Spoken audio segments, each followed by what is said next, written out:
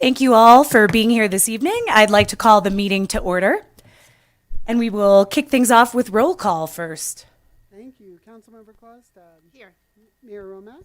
Here. Councilmember Zabriskie. Here. Councilmember Henderson. Here. And I will note Vice Mayor Apollodia is absent this evening.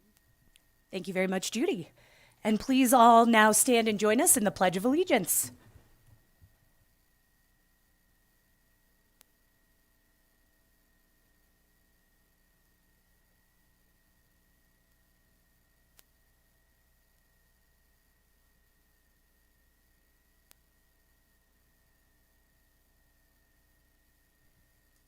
Thank you all very much.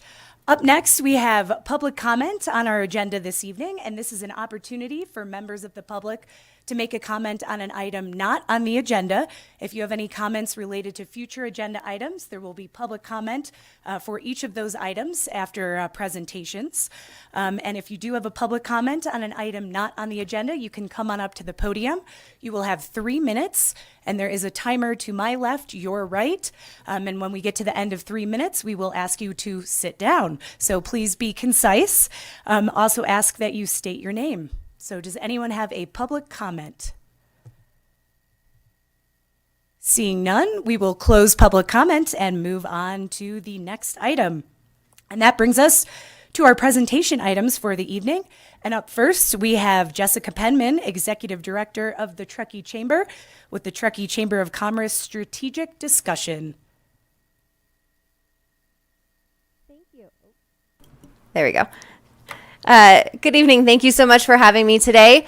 So today I'm going to talk through the new strategic direction for the Truckee Chamber of Commerce, and I look forward to presenting this to everyone.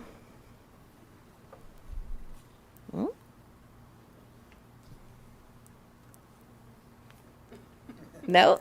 There we go. Okay. So who is the Truckee Chamber of Commerce? So the Truckee Chamber of Commerce provides a host of benefits and programs designed to assist and promote members. It's the hub of the business community, keeping members informed, educated, and connected. Businesses that join are supporting a vital organization and professional staff that are actively involved in the community, working on behalf of members to enhance and improve the community and the business climate. There we go. Who we are. So currently the Chamber of Commerce has 3 staff members as well as 5 Welcome Center staff that work for us. We have 11 board members representing different businesses throughout the Truckee region, and then 10 ambassadors that help us with membership and events. We serve over 500 businesses and their employees in our community. We also serve our Truckee Town residents and workforce. We have members throughout Nevada County and Placer County, actually all the way down into Reno and Gray Eagle area. And then, of course, our community partners as well, such as Visit Truckee Tahoe and the town of Truckee. So in early 2022, the Truckee Chamber of Commerce started a strategic planning process. This is our first strategic plan that we've had in our 111-year history. And we're very excited to be presenting this to you today and unveiling our 3 new strategic pillars. So the first part of the strategic plan was to bring on a new president and CEO. I started in October of 2022 after 5.5 years with the Yountville Chamber of Commerce down in Napa Valley as their Director of Community Relations. But my family's had a home here since 1997. And I really have always thought of myself as having 2 hometowns, both Truckee and Napa. And I'm really excited to be here full time now and to be taking over this organization. My first task was to finalize and implement our new strategic direction, which we passed this plan with the board in November of 2022.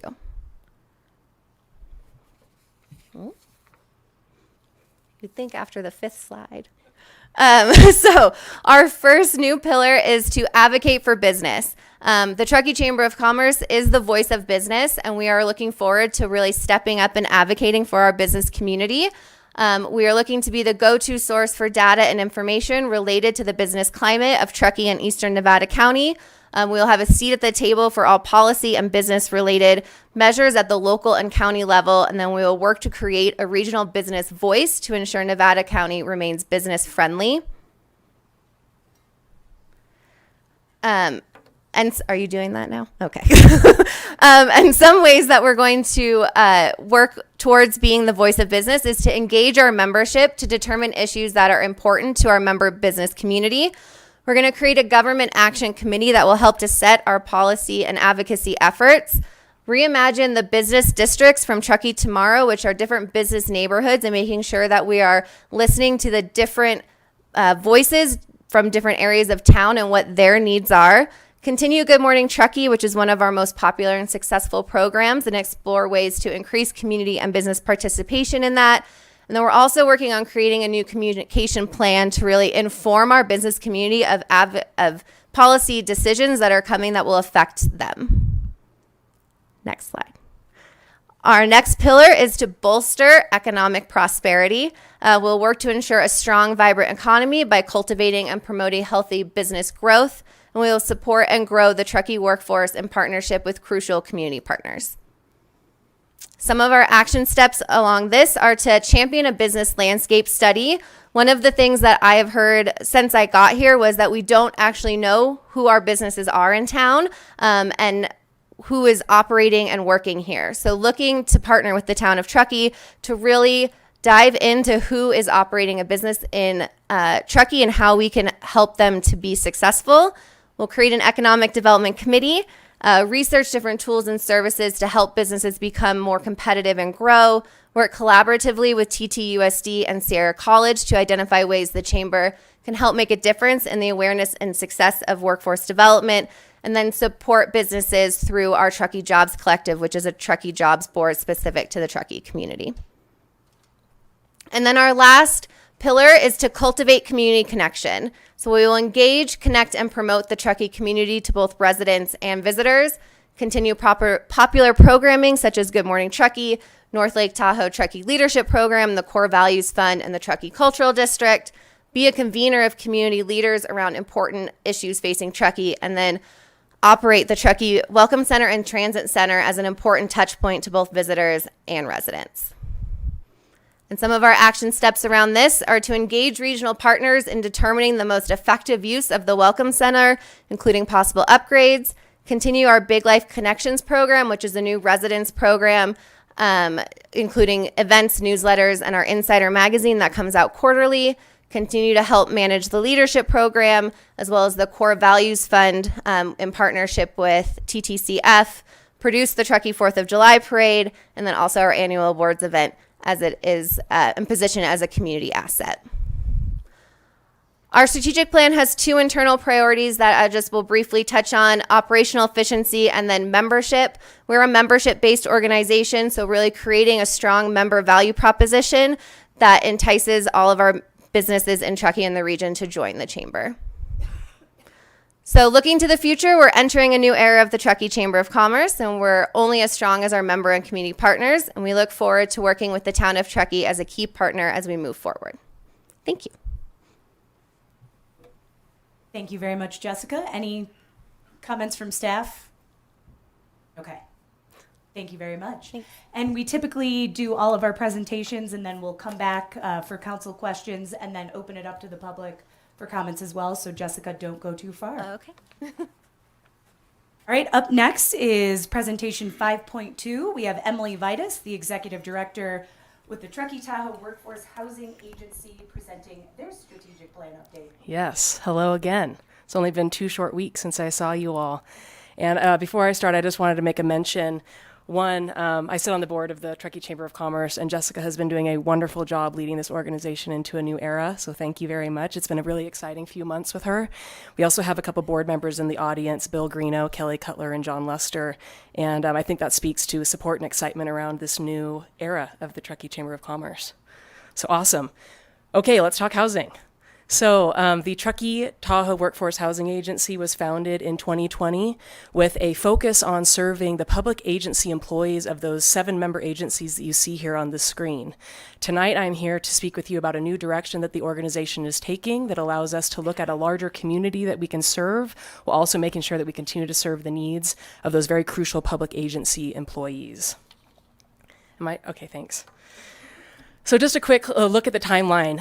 Again, I mentioned that we got founded in 2020, but how did we get there, and what have the last few years looked like as we kind of lived through a pandemic and pivot, right? So we always like to talk about the burrito meeting. I'm sure a few people in the room are aware of the burrito meeting that led to the founding of this agency.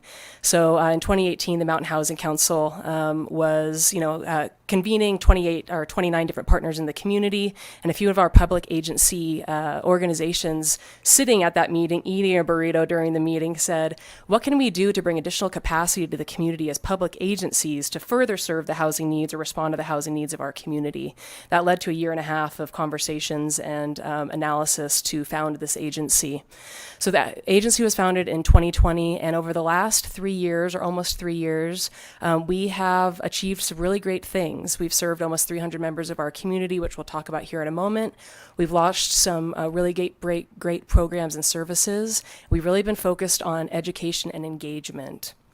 In 2022, we started talking about, the pandemic has really shifted things drastically. We are all kind of living in a state of housing crisis, and how can we start to look outside of ourselves as public agencies while knowing that we need to continue to serve the crucial community service professionals of our 7 public agency employees. So we'll be talking about that tonight. So our board and staff, our board is made up of the leads of each of these 7 public agencies. You'll see the general managers, the CEOs, the town manager for the town of Truckee sitting on our board and helping us to make decisions about the direction of this organization and the best way we show up for our community. We also have 2 full-time staff, myself and our housing program manager, Jacqueline McCoy, who was previously with Nevada County, really working in core services around behavioral health, working directly with the members of our community. So it's a nice transition for her to come into this program or this organization. So who do we serve? We are focused on the middle income workforce. Some of us know that as the missing middle. So really focused on the 80% and above community. We know that we have community partners, including the town, that are really focused on the affordable housing component, which is that 0 to 80% area median income. We are looking at that middle income component, and part of that reason is the majority of the employees we've been representing over the last 3 years show up in that 80% and above category, about 95% of them. Additionally, during the pandemic, we saw some shifts in our community and the economy as a whole across the country that has us looking at the middle income workforce, maybe more than we ever have before. So we have this weird disparity around the really high income earners and the affordable that has continued to grow, and that is how we kind of consider the middle income of 80 to 195 or even up to 245% area median income. So for the last 2.5 years, and the way in which we continue to serve is kind of 3 main pillars. These will be expanding. We'll be talking about this evening.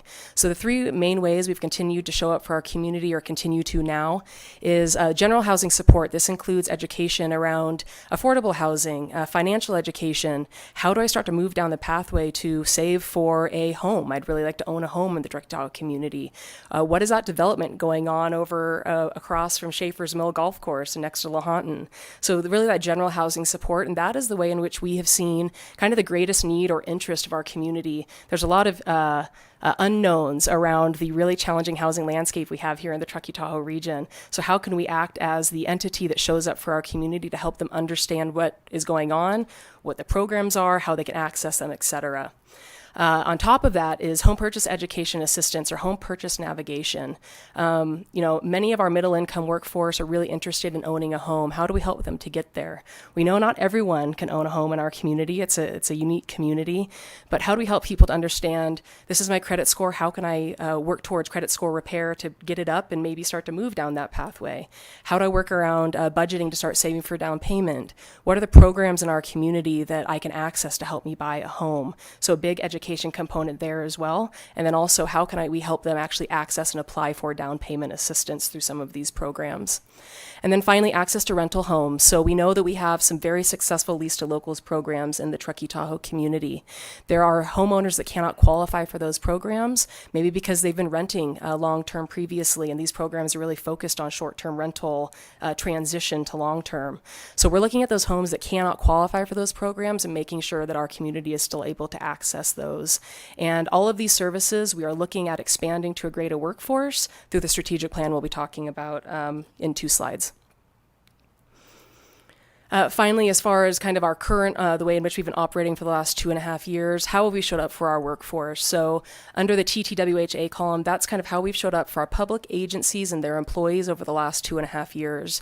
We've helped nearly 300 members of our 2,300 member community through our 7-member agencies to access housing in one way or another, whether it's education, connecting them with a lender, helping them apply for affordable housing, all the way to helping them make their first home purchase. So very proud of a lot of those placements we've been able to make directly into long-term homes or through the home purchase. On January 18th, my board did approve a new strategic plan, which I'm talking about this evening, and so we've started to track the way in which we're helping the general workforce as well. So we always have members of our general workforce reaching out to us via email or in person, and we're just now starting to track so we can really start to look at the way in which we're serving not just our public agency employees, but our general workforce through this new strategic direction. So all in all, we've helped nearly 300 members of our community and their families navigate the housing landscape in the Truckee region and access housing. Okay, pivot. So 2022, we really started to talk about how can we look outside of ourselves to serve a greater community and unlock additional resources so we can have a greater impact. Everything I shared with you tonight is operations that ran underneath a $400,000 budget that was mostly focused on serving our 2,300 public agency member employees. How do we start to pursue a structure that allows us to more effectively develop, acquire, serve more members of our community, and start to kind of look at the state level as it relates to advocacy around middle income workforce housing, so 80% and above. So this pivot has us looking at a new organizational structure, organizational and financial model. These are the targets that we have committed to over the next 5 years. So this is a 5-year strategic plan. So each of these targets is tied to a new component of that organizational and financial model that we'll look at on the next slide. I'll talk through these pretty quickly. We are looking to unlock or create financial tools that allow us to unlock $10 million in public agency funds. We do currently have soft commitments from a few of our member agencies that equal $10 million over the next 5 years. We are hoping to use those public dollars to leverage private and philanthropic dollars so that we can actually double that fund that allows us to execute on all of the activities that you see in items 2 through 6. We have not come to the town with a financial ask. However, as you all saw 2 weeks ago, we do see the town showing up through the tools that you have already put in place, like the Truckee Home Access Program. How do we use those dollars to help us secure or preserve housing for the local workforce? The next 3 are relating to the development and acquisition of units. So the facilitation of development on publicly owned land. So 7 of our member agencies, they're all public agencies. They all have land. Some of them have land that really is kind of lower hanging fruit for workforce housing development. So how do we help to facilitate development on those parcels through funds, capacity, et cetera? The incentivizing of units on privately owned land, the creation of a revolving loan fund that helps developers to unlock dollars to help them pursue the development that is going to serve our middle income workforce. The acquisition of existing housing units to start to build a pool of long-term community housing assets. So a goal of 24 units of existing housing over the next 5 years. Finally, the expansion of our services to serve a greater community. So as you saw, the 300 members or the 296 of our community or our public agencies, we want to double that number, and that doubling will include general members of our workforce, not just our public agency employees. So expansion to 1,000 employees served over the next 5 years. And then finally, we really need to make sure that we are focused on advocacy at the state level as it relates to middle income. That is, we're starting to see that a lot. Mountain Housing Council is leading an advocacy platform that has a big focus on middle income. How do we make sure that our member agencies' voices are being heard? And we're focused on the advocacy front as well. So this is very complex, but I like people to see this because it does really speak to the organizational and financial model that my board has approved with the new strategic direction. So the Workforce Housing Agency is not going away. The Joint Powers Authority structure will remain. However, the 2 structures that you see below are the new capacity that will allow us to unlock additional dollars, pursue development and acquisition, and serve our entire community as they need, and show up in the middle income workforce. So the one thing I want to share with you tonight that I think is of greatest interest is the creation of a new 501c3 workforce housing fund. That is the green area in the bottom left corner. That 501c3 is where we are going to be able to bring funds to serve the entire workforce. That is the $10 million I mentioned on the previous slide that we're hoping to leverage private and philanthropic dollars to double that number and serve our community in a much bigger way. We're going to do that through the administration, management, and execution of regional housing programs, the development of housing through a revolving loan fund for developers to access for bringing middle-income workforce housing to the region, and acquisition of existing housing units. Really quickly, on the regional housing programs, I wanted to add a few things so you all were aware of what are some of those programs. What are the things that are being brought to us that are of interest to the community? What are private employers asking for when we talk to them about our expansion? So on the programs front, we do think that we may play a role in helping to administer or manage programs like the Truckee Home Access Program or Placer County's Workforce Housing Preservation Program.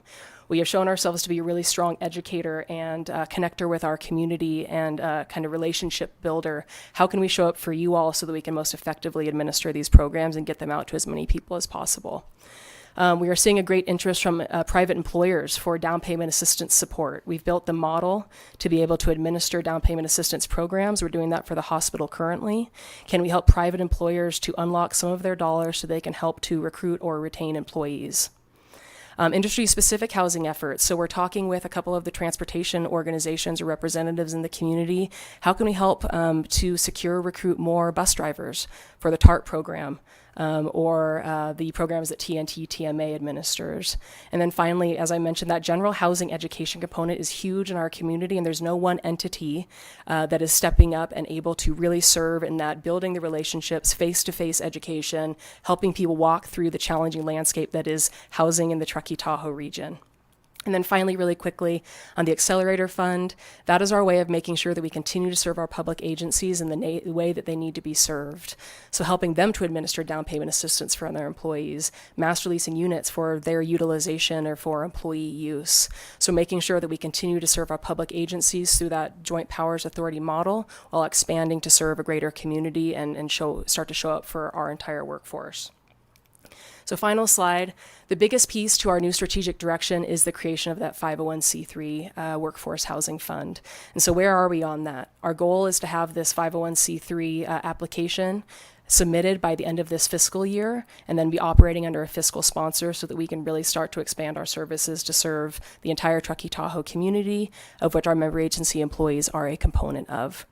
So we are moving right along. We are hoping to hire a consultant team in the next week and got some really great RFPs there and moving forward with the building of all of these structures. And I'm looking forward to coming back this summer and saying it is done, we are operating, and this is the way that we are now showing up for our community.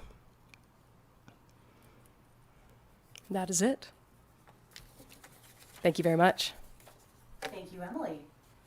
And looks like staff is good, comment-wise. Okay. I think we need to all have more burrito meetings. Lots of great ideas come out of those.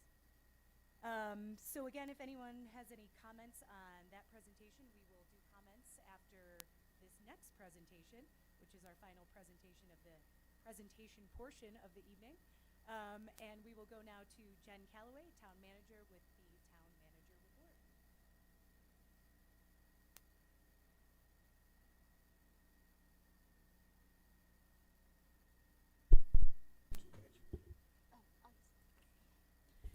I definitely need a mic. So thank you, Mayor, and thanks to everybody that's here tonight. It's great to see a good turnout. This is going to be a little bit longer of a presentation. I'm going to ask our emergency management coordinator to give us an update on the storm efforts and what's happening in the community. And then we have a little bit of a video to play for you and talk about a few other items. So Bob, if you want to give an update, that would be great. Sure. Thank you, Jen and Town Council. Sorry that I'm sitting here yet again. Kind of getting to feel like a broken record. To the point where I was making sure I was writing the right briefings because I was reading the exact same weather forecast for next week. So, good news today. Storm has moved through faster than forecasted. I will say that I have talked to several people on the west side, and it is raining extremely heavy on that side currently. So, we'll see. We're hoping to see some clearing tonight into tomorrow and start to be able to give us some time to let the water recede that is on the roadways generally, and some of the water that's worked its way through the snow and runoff. We are actively checking residents. The town building department is out doing a windshield, what we call a windshield survey. They're looking for residents, residential units predominantly, where maybe there has been no attention to the unit. It's still fully loaded with snow, doesn't look like anybody's been to it, and then they're trying to check and see whether or not those are issues. They have found approximately 10 of those just in their starting of that, and that's very early in the process, and we'll speak more about that in a moment. The school district continues to remove snow from some of their buildings. They have a couple of buildings that were built early on, the original buildings, Truckee Elementary and Truckee High. Those buildings were retrofitted in 2015, but they're still working under some old standards they have to follow to clean them off. So the buildings themselves are very safe. They have been retrofitted, but they're working within some constraints. CVS Pharmacy, which was red tagged Sunday night, has been or is being shoveled off. That they're having to be super careful with because they're putting people up on a roof that is, at the moment, very concerning. So that's taking time. We are starting to see, unfortunately, what usually happens when we get a lot of rain and it ponds on our roadways. We're starting to see the potholes appear. The public works folks are working both, day and night shifts. They're going to start trying to cold patch as the rain stops where they can. We are very much aware of the Donner Pass Road issues at the kind of east end of the lake. That road was already slated for some work, so it's a very, obviously it was already kind of end of life, and so it's coming apart a little faster than we would want, obviously. The town proclaimed a local emergency on the 9th. That gave us the ability to move faster with some contracting that we did use, both for some elderly folks that needed some shoveling, and also for our own buildings. Once we looked at them, we shoveled our fuel island. If you're aware of South Tahoe, that was one of the concerns there. They had a fuel island go down, and so we felt like that was probably a good place to put some effort into. The county declared a local emergency. The state followed with a state of emergency that is expanding in the original 13 counties. I'm not sure even what they're up to at this point, but it looks like almost every county seems to be on the daily briefing sheet now. President Biden did declare a federal disaster for California. There are a variety of different ways to declare presidential disasters. In this case, it's response related, meaning that there is the ability to bring in federal agencies, such as maybe the Forest Service or something like that, if we had that need. So that is out there. There is not currently funding. That may come down the road. And when we look at this, there's two types of funding. There's public assistance funding, which has already been put in place from the state, and that's for public agencies. And then there's individual assistance, which really only covers uninsured folks. And that's an important distinction. Some people think that, well, the federal government's going to come in and make them whole if they've had housing damage, and that's not the case. It really is only for uninsured, could be for underinsured. It does look like the amounts that we're looking at, that's going to likely be ratified or put forward in the next couple of weeks. It just takes time.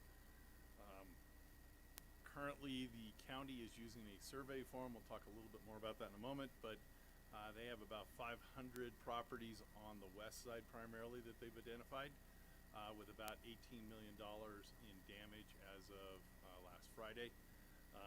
When the original survey went out, it did not cover the east side. We had worked together to put it out, and due to a snafu in how they selected, it didn't come out. It has since gone out, and our PIOs are pushing it hard. And for any of the properties we come across, that's one of the things we're giving them and asking them to fill out so that we can capture that data.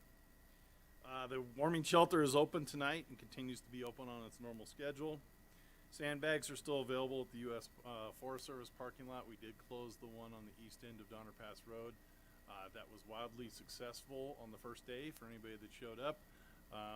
We did a whole bunch of traffic control, tried to mitigate the rush as best we could, opened up a second sandbag station, and I know that people have been very appreciative of the fact that they could get sandbags there.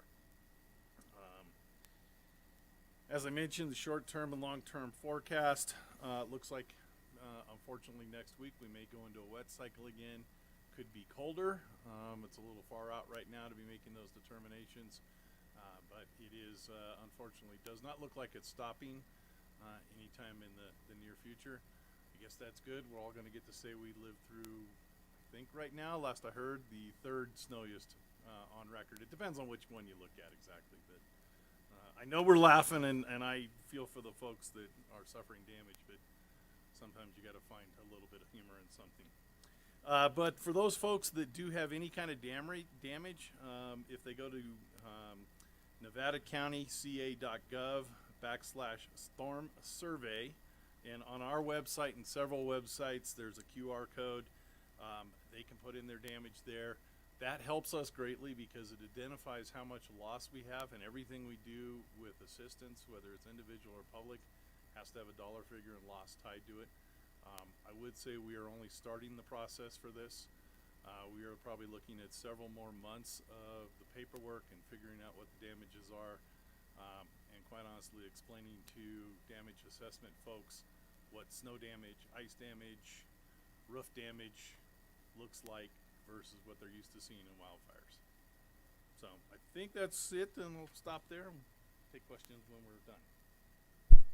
Hey, and just to follow up, we see a lot of really good things happening in the community. We see a lot of people shoveling roofs and preparing, so that's great. Bob mentioned that we had a lot of participation with the sandbag station. Our public works crew is estimating 50 tons of sand and about 10,000 sandbags filled. So great work in preparing for the rains, and keep it up if there's more coming. With that, I'm going to play a video. We have been in response mode to this weather for the last couple weeks, and it occurred to us that we really need to document this if it's a pretty epic season and we want to have that for the records. So reached out to Court Levy, and he put together a great video that we thought we would share. It's got some great imaging and might be nice for everybody to see. So we'll get that going.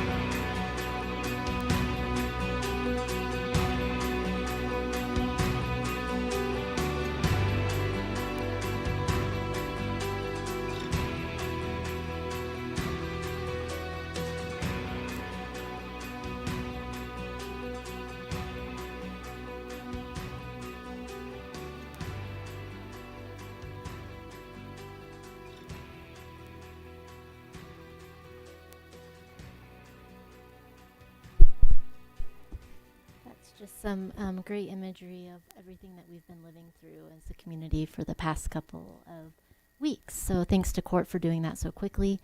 A couple other follow-ups. We hear a lot of communication from the public about our post office and postal service. We did send a letter to the Postal Service Regional Manager, copied Congressman Kiley on that as well. And we are holding a meeting on Friday with members of the Post Office District team. They're coming up here to meet with us.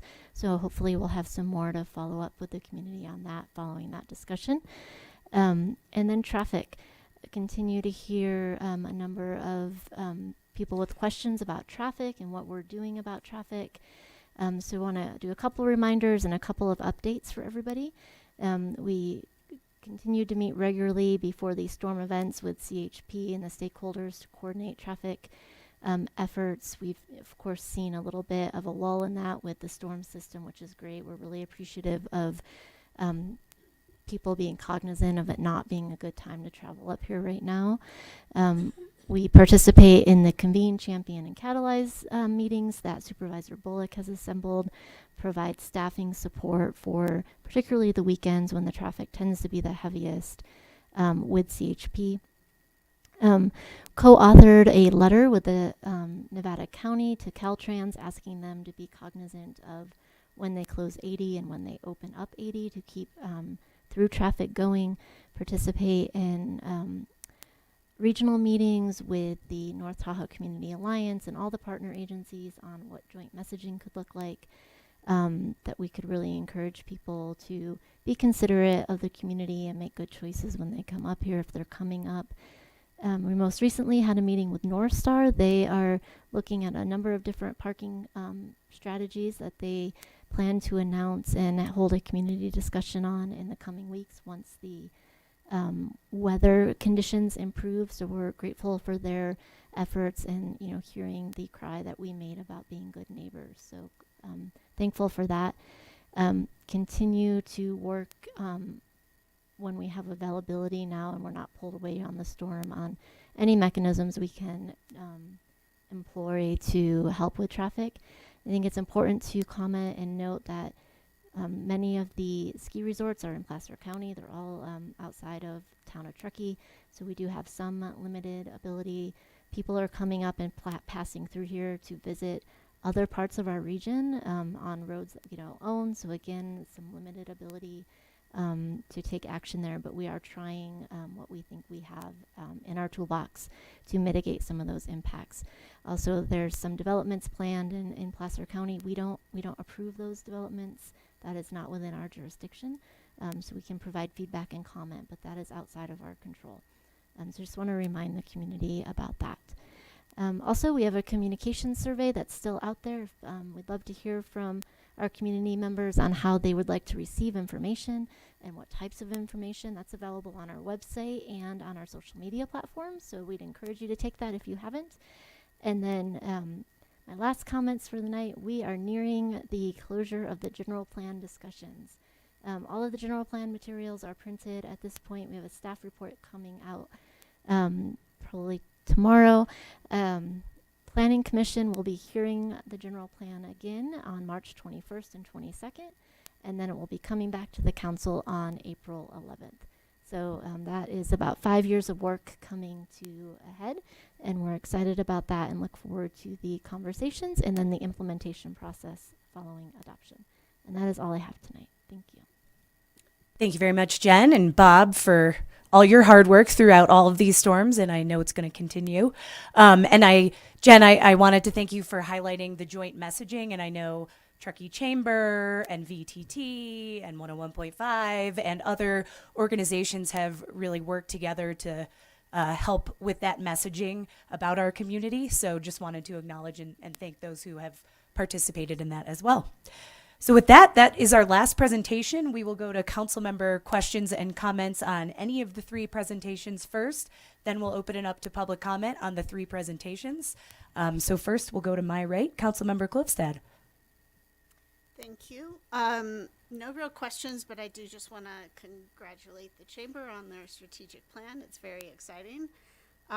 Love where you're going and looking forward to participating in the evolution. And then the Workforce Housing Agency, great pivot. Love the new direction there as well, and thank you for all that both of you do for our community and particularly our workers. I have one question for staff. What should people do with those sandbags once the risk is over? We don't want them in the trash, right? Well, I mean, we don't want to blow them around. I don't want that either. If you leave them in place, they will fall apart in the sun and become nothing but a mess. In the past, we have taken them back. We may have to look at trying to pick up 50 tons of sand, and maybe we're going to have a sandbag retrieval project. I think we have some time to figure that out, unfortunately. I would think so. But I would like for us to figure out what to do with that. I would hate to see just, full bags of sand dumped into garbage cans. I don't think our haulers would appreciate that either, so No. thank you. Councilmember Zabriskie? I have two clarification questions for Jessica, and then I'll have one question for Emily. Jessica, when you spoke about business districts, were you referring to location or type of business? Location. During Truckee Tomorrow, there were 5 different business districts that were identified. So, as example, the airport is one, Pioneer Center, downtown. So, looking at kind of revitalizing that and making sure we have leaders in each of those areas that are letting the chamber know the specific issues for that area of business. Is Glenshire one of them? It can be. And then my other question is, when you refer to a business landscape study, is that where you hope to establish an economic baseline or a business baseline? Correct. So getting that economic business baseline first so we know exactly the type of economic development work that we should be focusing on. Thank you very much. Yeah. And thank you for your presentation. Emily, for workforce housing families at the 80 to 120% AMI, is your organization considering mobile homes or park model RVs as an optional form of new housing on public or private land? Yeah, we are. So looking at the smaller modular homes, properties that would allow for RVs or mobile homes as well is something that is in that plan. We are working right now with Nevada County, Mountain Housing Council, and a private developer on a parcel of land right outside of the town of Truckee that would hold RVs, tiny homes, modular type homes that serve a certain component of our community, which really is that 80 to 120% AMI category. Thank you. Yeah. Thank you very much and for all your Yeah, work. thank you. And then I also have a question over here for staff on the manager's report. Truckee Elementary had roof damage, correct? As far as I know from talking to the school yesterday, they do not have any actual damage. They're simply removing the snow because of calculations. Okay, but they canceled some classes then, I guess, just for safety reasons, just. Right, they canceled some classes concerned because they were in a threshold that said they had to cancel classes. Okay, thank you. And that's it. Thank you very much. Councilmember Henderson? Thank you. Jessica, thank you so much for presenting the strategic direction. I'm really excited to see all of the work that you guys are doing and to be able to collaborate with you moving forward. Emily, not a question, but just a comment related to some of the advocacy. I just wanted to sort of note that we actually have our advocacy and legislative platform on the agenda tonight for consent, and we have a lot specifically related to workforce housing. We've actually amended a lot of our legislative platform to specifically call out workforce housing above 80% AMI. So just as you and Mountain Housing Council, the town, county are, going through all of our legislative and advocacy work, just ensuring that we're really in lockstep because more voices will be stronger together. And then I think, Bob, a question for you. I feel like I've definitely heard some frustration in the community. Nerves are frayed. This has been a monumental winter, and it's incredible, and it's also really hard. And I've certainly gotten questions just about, plowing and things like that. Our plow drivers are out doing many, many routes, and they're doing really long shifts. Can you just paint a picture of that for everyone who's here tonight and listening? I know when I've talked to some of the guys, I mean, they're on, day, I don't even know how much of 12-hour shifts. And I really want to recognize all the work that they're doing, because it really is an incredible job. So, I looked at it today for something else, but this is day 19 that the EOC has been activated. Obviously, not every one of those days did I have to be present physically. So most of those guys are probably somewhere in that 19-day category that they've been working. Most of them 12-hour days. Depending on which shift, whether they're a day or a night, they're starting anywhere from 4 to 6 in the morning, and the same thing in the afternoons. One of the things is plow drivers are like everybody else. Nobody avoids their driveway any more than anybody else. So they have to go out, shovel a berm, spend all day driving a plow. And mind you, people often forget, but when they hit things, even if they're only going 3 or 4 miles an hour and they hit a manhole cover, it stops the machine. And as a matter of fact, there's one over there with a broken back window from exactly that force that they deal with every day. They have to care for the machine when they do blower operations, particularly when it's like this. Blowers are getting impacted with snow, just like your regular driveway. Snow blower doesn't like blowing wet snow.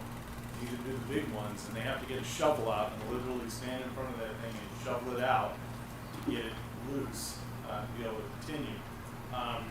They continue to plow all day long. They're in the seat. There's no breaks. Once they get done, they have to go home and deal with whatever is happening. I do know one of them we heard today had to go home early yesterday because his chimney fell off his house. They're shoveling their roads after a 12-hour day, much like the rest of us that are working. For those of us, the ones that don't live locally, they're having to fight through traffic. They're having to fight through closed roads. They're having to get themselves up here and do work just like every other person. And so please, yes, have a little patience with them. Also, something to think about is early in this, when we had cold storms, that snow doesn't plow very easily. It wants to fall back in. And so there, people are like, well, why is it not as clean or as beautiful or whatever? Well, the snow gets this season. Consistency was different. If I could just add on a little bit, we talked about this, but a good reminder, we have 158 miles of road, so about 160 miles of road that we're servicing. That's the distance of traveling from Truckee to Napa. And they're plowing that every day, multiple times a day. So it's just a lot of area to cover. And then we get ski slope open and it drifts back in and we're back at it again. So the crews, I think, are doing a fabulous job. They're very committed. I heard the average number of days off since the holidays, not including the holidays, is about 6. So they are working long, hard days. Those are our plow folks. Our facility folks come in at the same time in the mornings. They blow all of our different facilities, shovel. Today they were actually shoveling roofs because they were ahead of the curve. Nobody's taking a break, that's for sure. Yeah, absolutely. I really appreciate that. And I want to remind us all, as our nerves are frayed, we're frustrated, we want to get out of our driveways, we get home and there's a 3-foot berm and we're going, oh my God, this isn't what I want to deal with right now. They're dealing with all the same things and they're dealing with it on a much greater scale. So if you see them out, wave to them, give them a thumbs up. Like, they are working so incredibly hard. They get berated a lot. I've gone out with them. Make sure your kids aren't playing by the road. Make sure your car isn't parked at the very end of the driveway.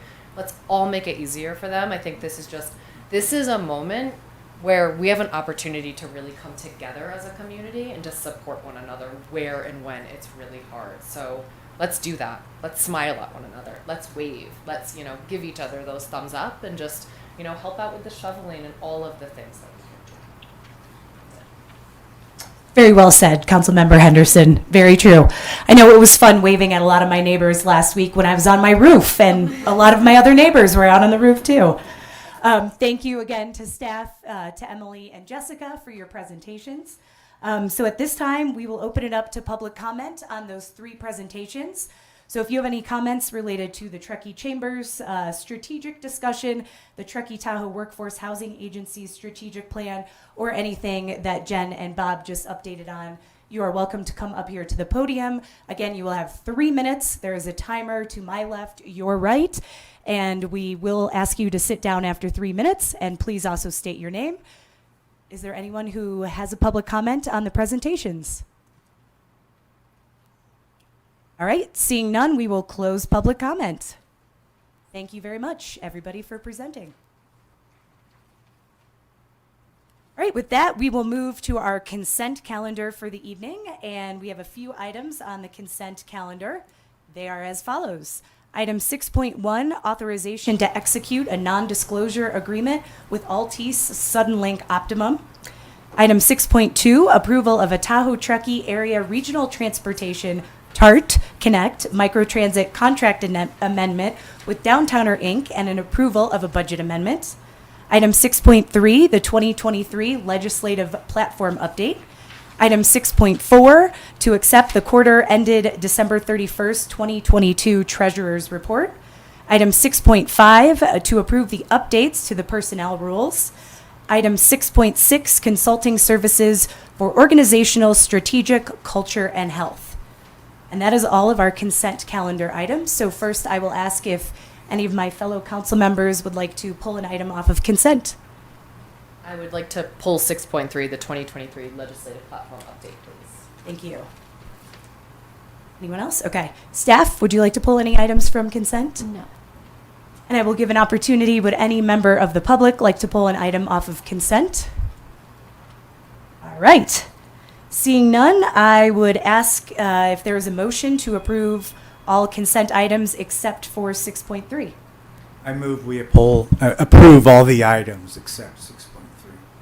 Second? I'll second. Excuse me, Mayor, I'm sorry to interrupt, but I did want to make public comment. Will that come later? Oh, on one of the items that we're approving? Yes. So yes, if you would want to make a public item on a consent item, then you could ask for it to be pulled, and then we can pull it, and then you can make public comment on it. But if you're here to talk about fireworks, that'll be coming up next. Yes, could I pull 6.1, please? 6.1, okay. So we will go back. So is there a motion to approve all consent items except 6.1 and 6.3? Correct, Mayor. And still second stands? Okay. All those in favor? Aye. Any opposed? That passes unanimously.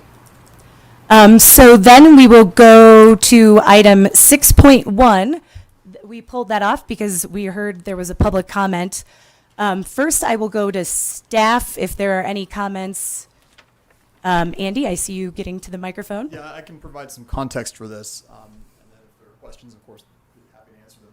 So the town is part of a coalition consisting of the counties of Inyo, Mono, Nevada, and Placer, along with our good friends at the town of Mammoth Lakes, that has been trying to work to get some resolution of service issues that people in all four counties in the two towns have been having with Suddenlink, which is now known as Optimum. As part of that, the California Public Utilities Commission has opened up a proceeding, and they're looking at Suddenlink's service as well. Both the coalition of the counties and the towns and the CPUC asked for information from Suddenlink/Optimum, and they indicated that they would be willing to provide it as long as we all executed a non-disclosure agreement. It's a non-disclosure agreement that was, I think, mostly negotiated by Placer County Council. I've reviewed it. I think it's fine. It's information we might not be able to get otherwise. I'm not sure that they have a legal obligation to give it to us. So it seems reasonable to sign this as a way of getting the information. If we do get the information, we find something in there that's concerning or alarming, we could ask for it in other ways. We could ask the CPUC to try to get it for us outside the bounds of the non-disclosure agreement.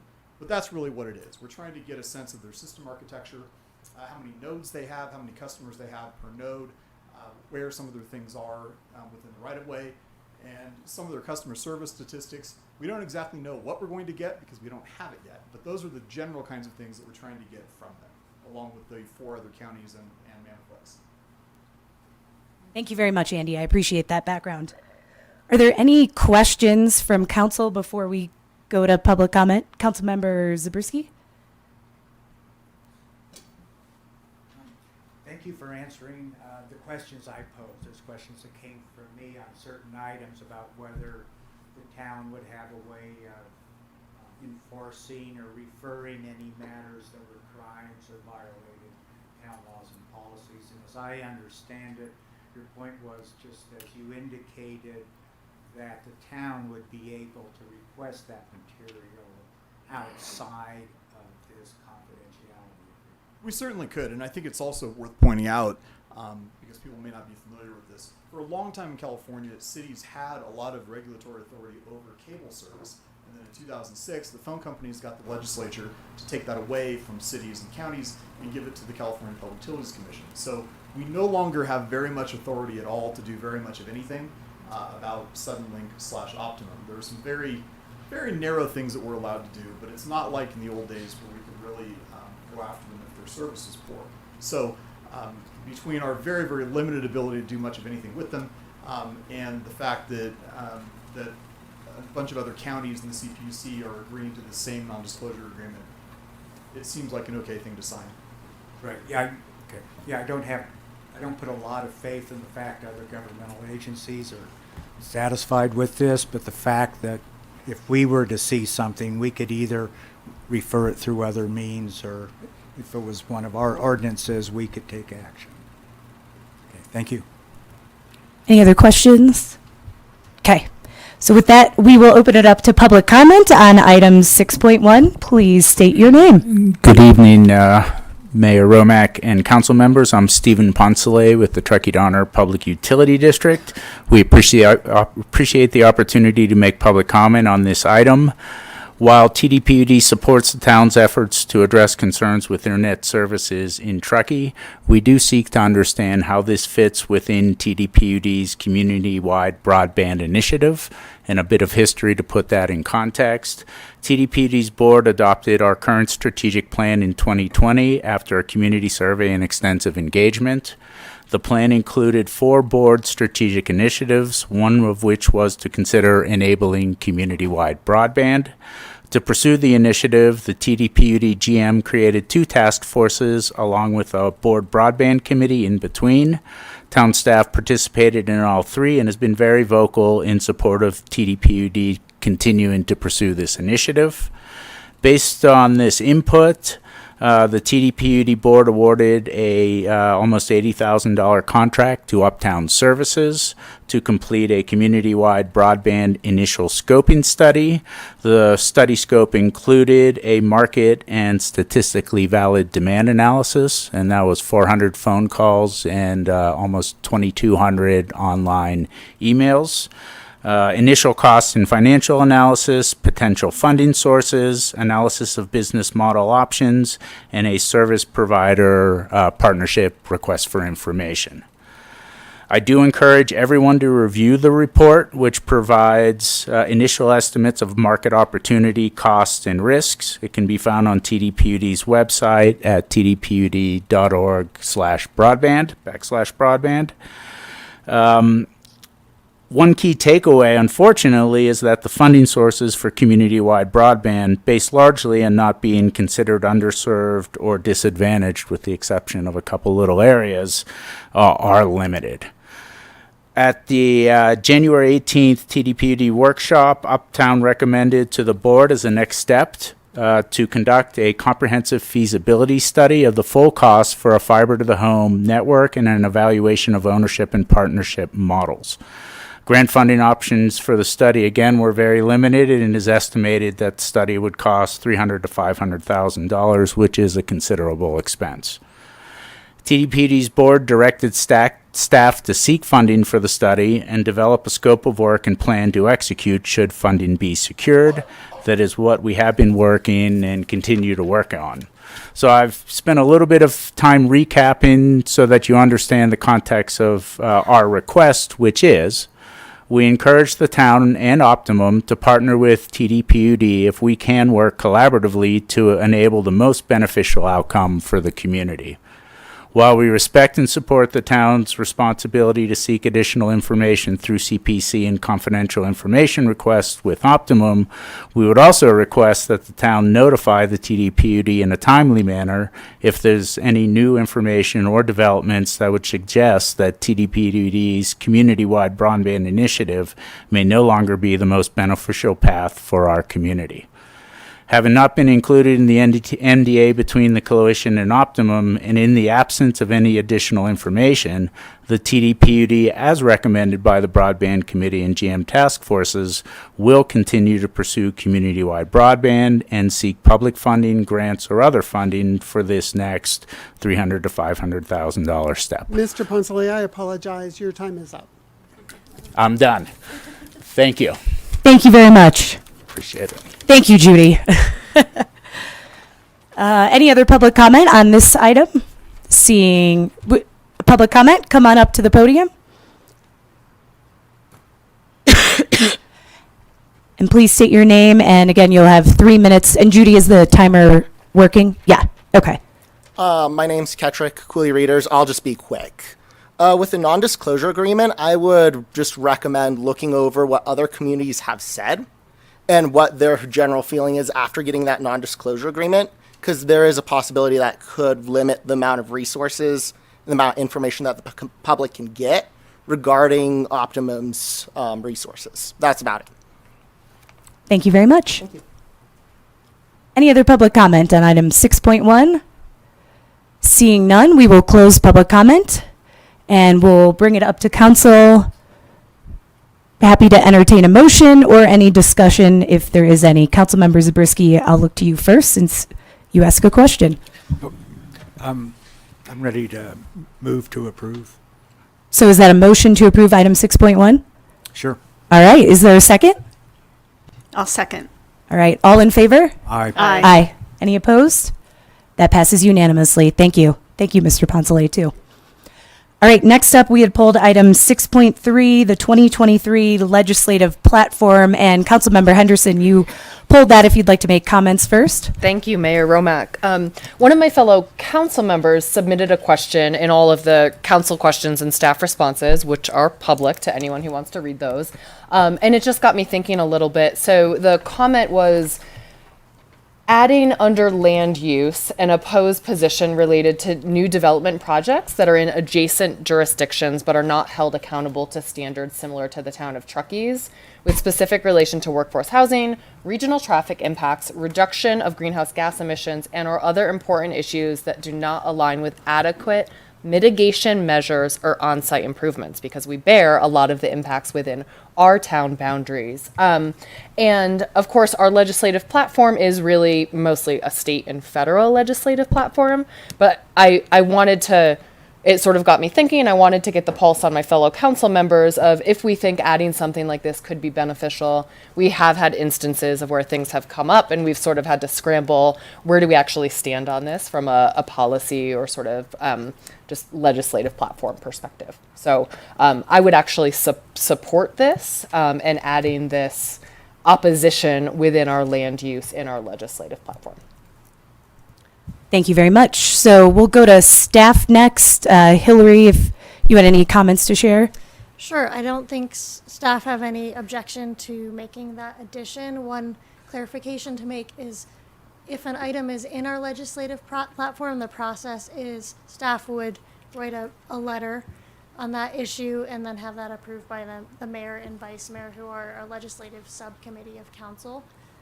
So if we put it in the platform, we could go forward in that manner. In the past, we have occasionally brought forward such issues that are in adjacent jurisdictions that have an impact on Truckee to the full council for discussion to make a determination on whether you would like to take a position on that issue. So if we did not have it in the platform, we could still take positions, but it would require approval of the full council. And if I might just add, Mayor Romack, I feel like this positions us a little bit more proactively around this specific issue, which is why it got me thinking and I felt like it was something worth considering. Thank you. All right, well, questions? Any questions? Councilmember Klofstad? Councilmember Zabriskie? Okay. So then, Town Manager Jen Calloway, it looks like you wanted to say something. Yeah, thank you. I think if the council's interested in adding this to the legislative platform, again, don't have any concerns with that. I would suggest that maybe we clarify that if, Mayor, I'm not sure it would be appropriate for you to sign a letter for Placer County, so maybe in that case it would be the vice mayor signing or the town manager. You think you could still approve it as mayor?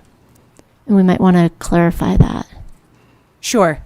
Is that looking to Andy? Is I that think something it's we an should clarify now, or I mean, I think it should be clear to your fellow council members Okay. that it's not a conflict and it's not an actual conflict. You're not benefiting, but in terms of just with your employment.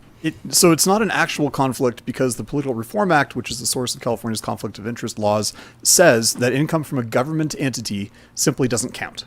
So Placer County is, of course, where you work, but it's not a source of income to you for conflict purposes, and that's why legally you could sign this. However, if you feel in legal terms icky or weird about it, then we could have somebody else sign it. I appreciate your legal terms. And yes, I would clarify to my fellow council members, I support the addition of this, but I would probably ask that it would go to the vice mayor to sign if it were to Placer County. All right, with that, I will open it up to public comment. If anyone has any comment on item 6.3. Seeing none, we will close public comment and bring it back up here for a motion or discussion. Yeah, I would like to just support this. I think particularly given the concerns that we've experienced less lately, and even just in the 120 some odd public comments that we all just read, there was a lot relating to development outside of our jurisdiction. And I think you're right. I thought the same thing when I saw the questions come through. It gives us the opportunity to work more proactively. I would like to just say, although the legislative subcommittee of mayor and vice mayor can sign this, I think there's some circumstances where it would be beneficial to have town staff bring it forward as an agenda item, even if it's as, a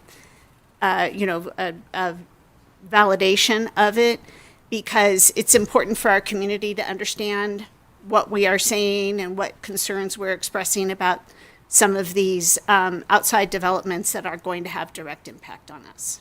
So that would be my only addition to it. I think the way it's set up is perfectly fine. I trust staff's judgment in doing so on future issues. Thank you. Any other discussion?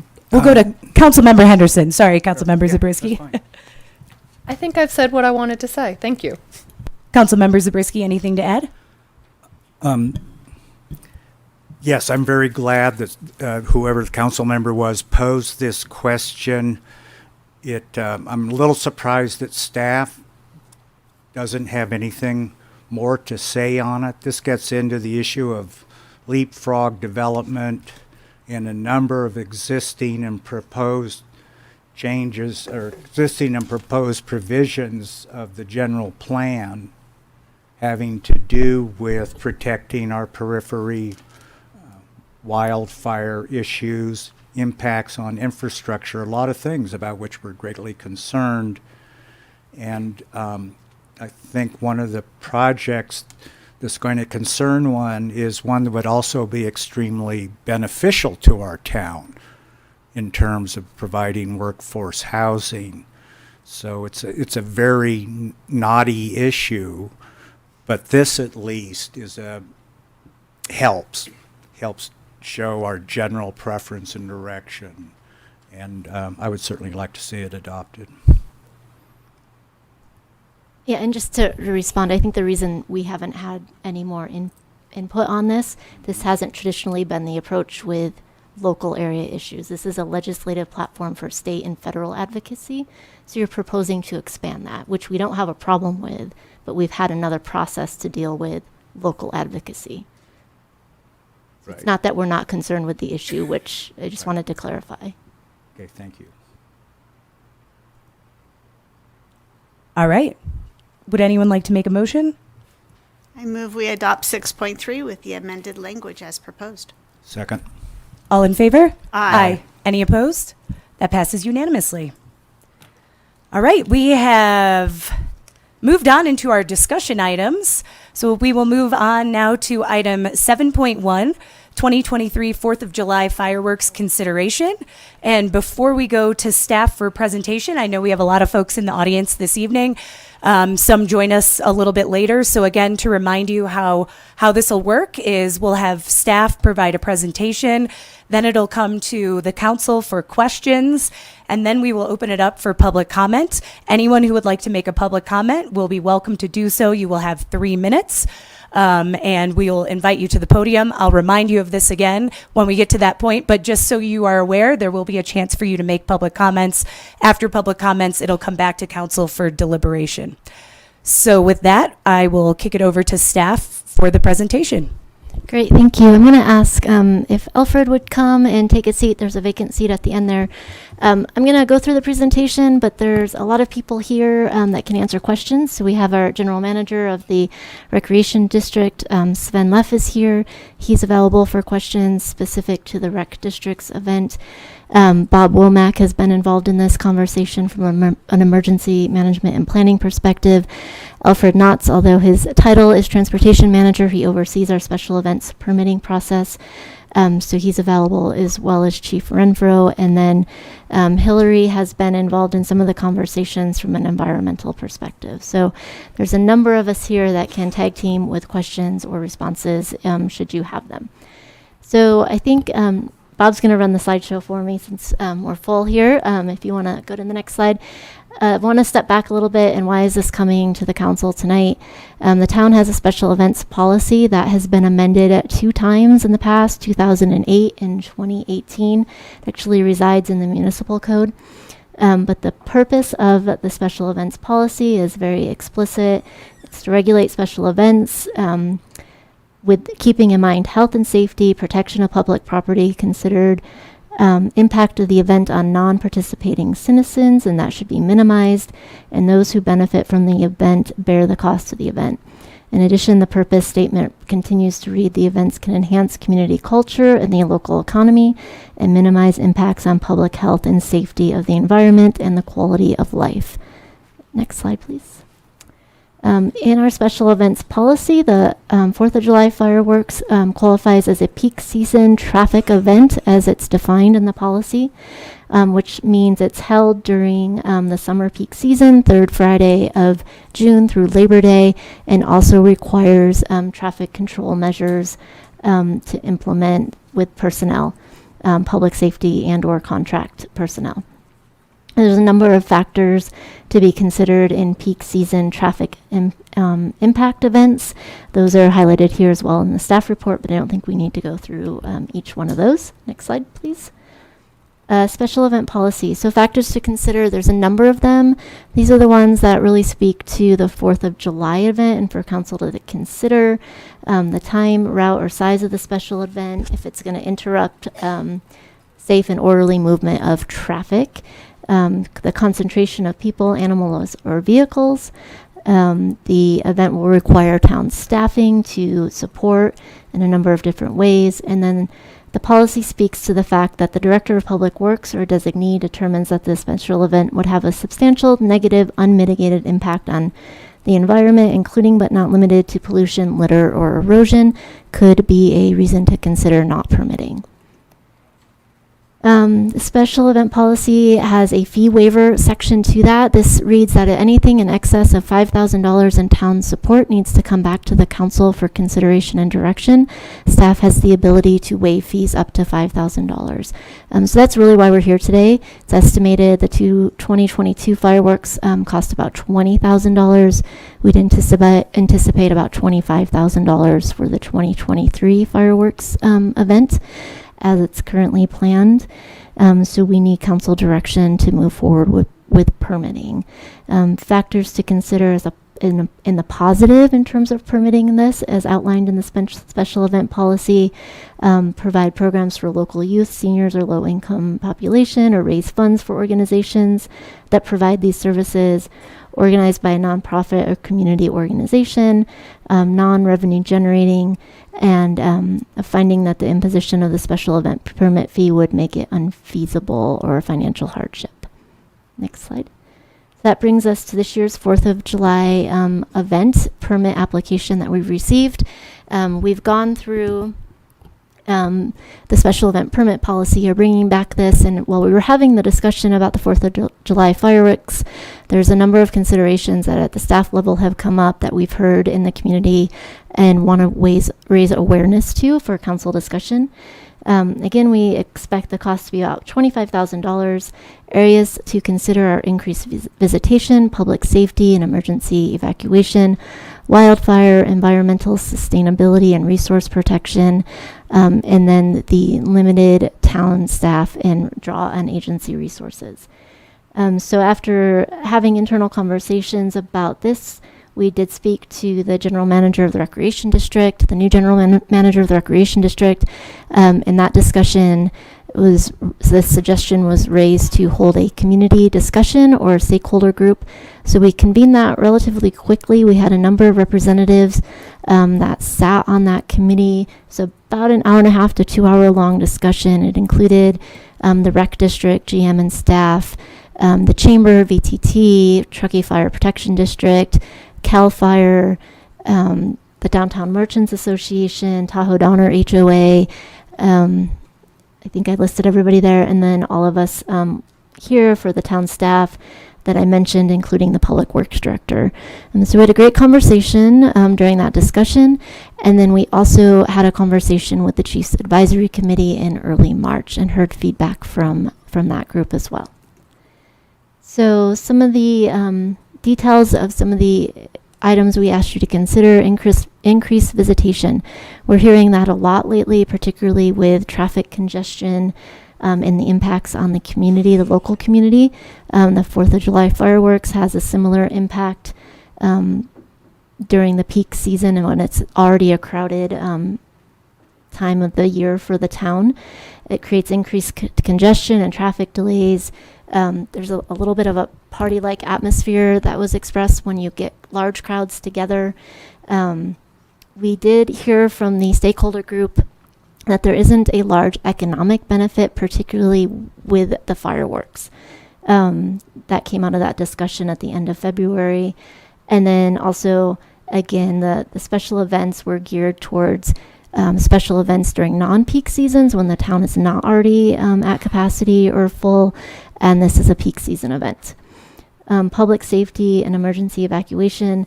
This is obviously an area that the town is much more focused on now. We have a different climate, mega fires that are happening, lots of weather-related incidences. So this is something that we are much more focused on in today's environment. It's one of the largest events that's permitted by the town that is in a constrained location. We did talk about that with the stakeholder group as well as the CAC. There's limited ingress and egress at Donner Lake. What tends to happen is because it draws so much visitation and excitement around the event, the cars park in the neighborhoods. Those are already pretty narrow streets. That further impacts the ability to evacuate should that need to happen. It also limits emergency vehicle access. If there was an event down there that maybe we weren't evacuating, but we were trying to get emergency vehicles in there for response, an ambulance or fire truck, there's limited access with those narrow streets that are congested with cars. Next slide, please. Wildfire, there was a lot of discussion about wildfire. We heard from CAL FIRE and the Fire Protection District that in their view, a professionally done fireworks display is relatively low risk. They're really well monitored and feel that there's not a large risk of a wildfire sparking from that event. We talked about fire sparked from other uses down at the lake with that many people down there and activities they may be partaking in, that there is a risk for fire associated with that. We've also heard that from Fire Protection and CAL FIRE that if fireworks are canceled or in communities where they don't have fireworks, it often leads to unpermitted events or local, visitors doing their own or locals doing their own private events. We went back and looked at our calls for service from our public safety resources, and we didn't see any significant increase in calls for service during the years that the fireworks were canceled, i.e. the COVID time period, versus when we did have fireworks. We didn't see a correlation for that. We saw about the same number of calls for service. There's still some level of private fireworks display or activity that's happening. There was a discussion about the perception and confusion about mixed messaging. 4th of July, we're generally in a no-burn season and under a burn ban. We do a lot of messaging to our community about the hazards of wildfire, that we are in a high-risk severity zone. You're not allowed to have campfires in the town. We don't allow charcoal grills.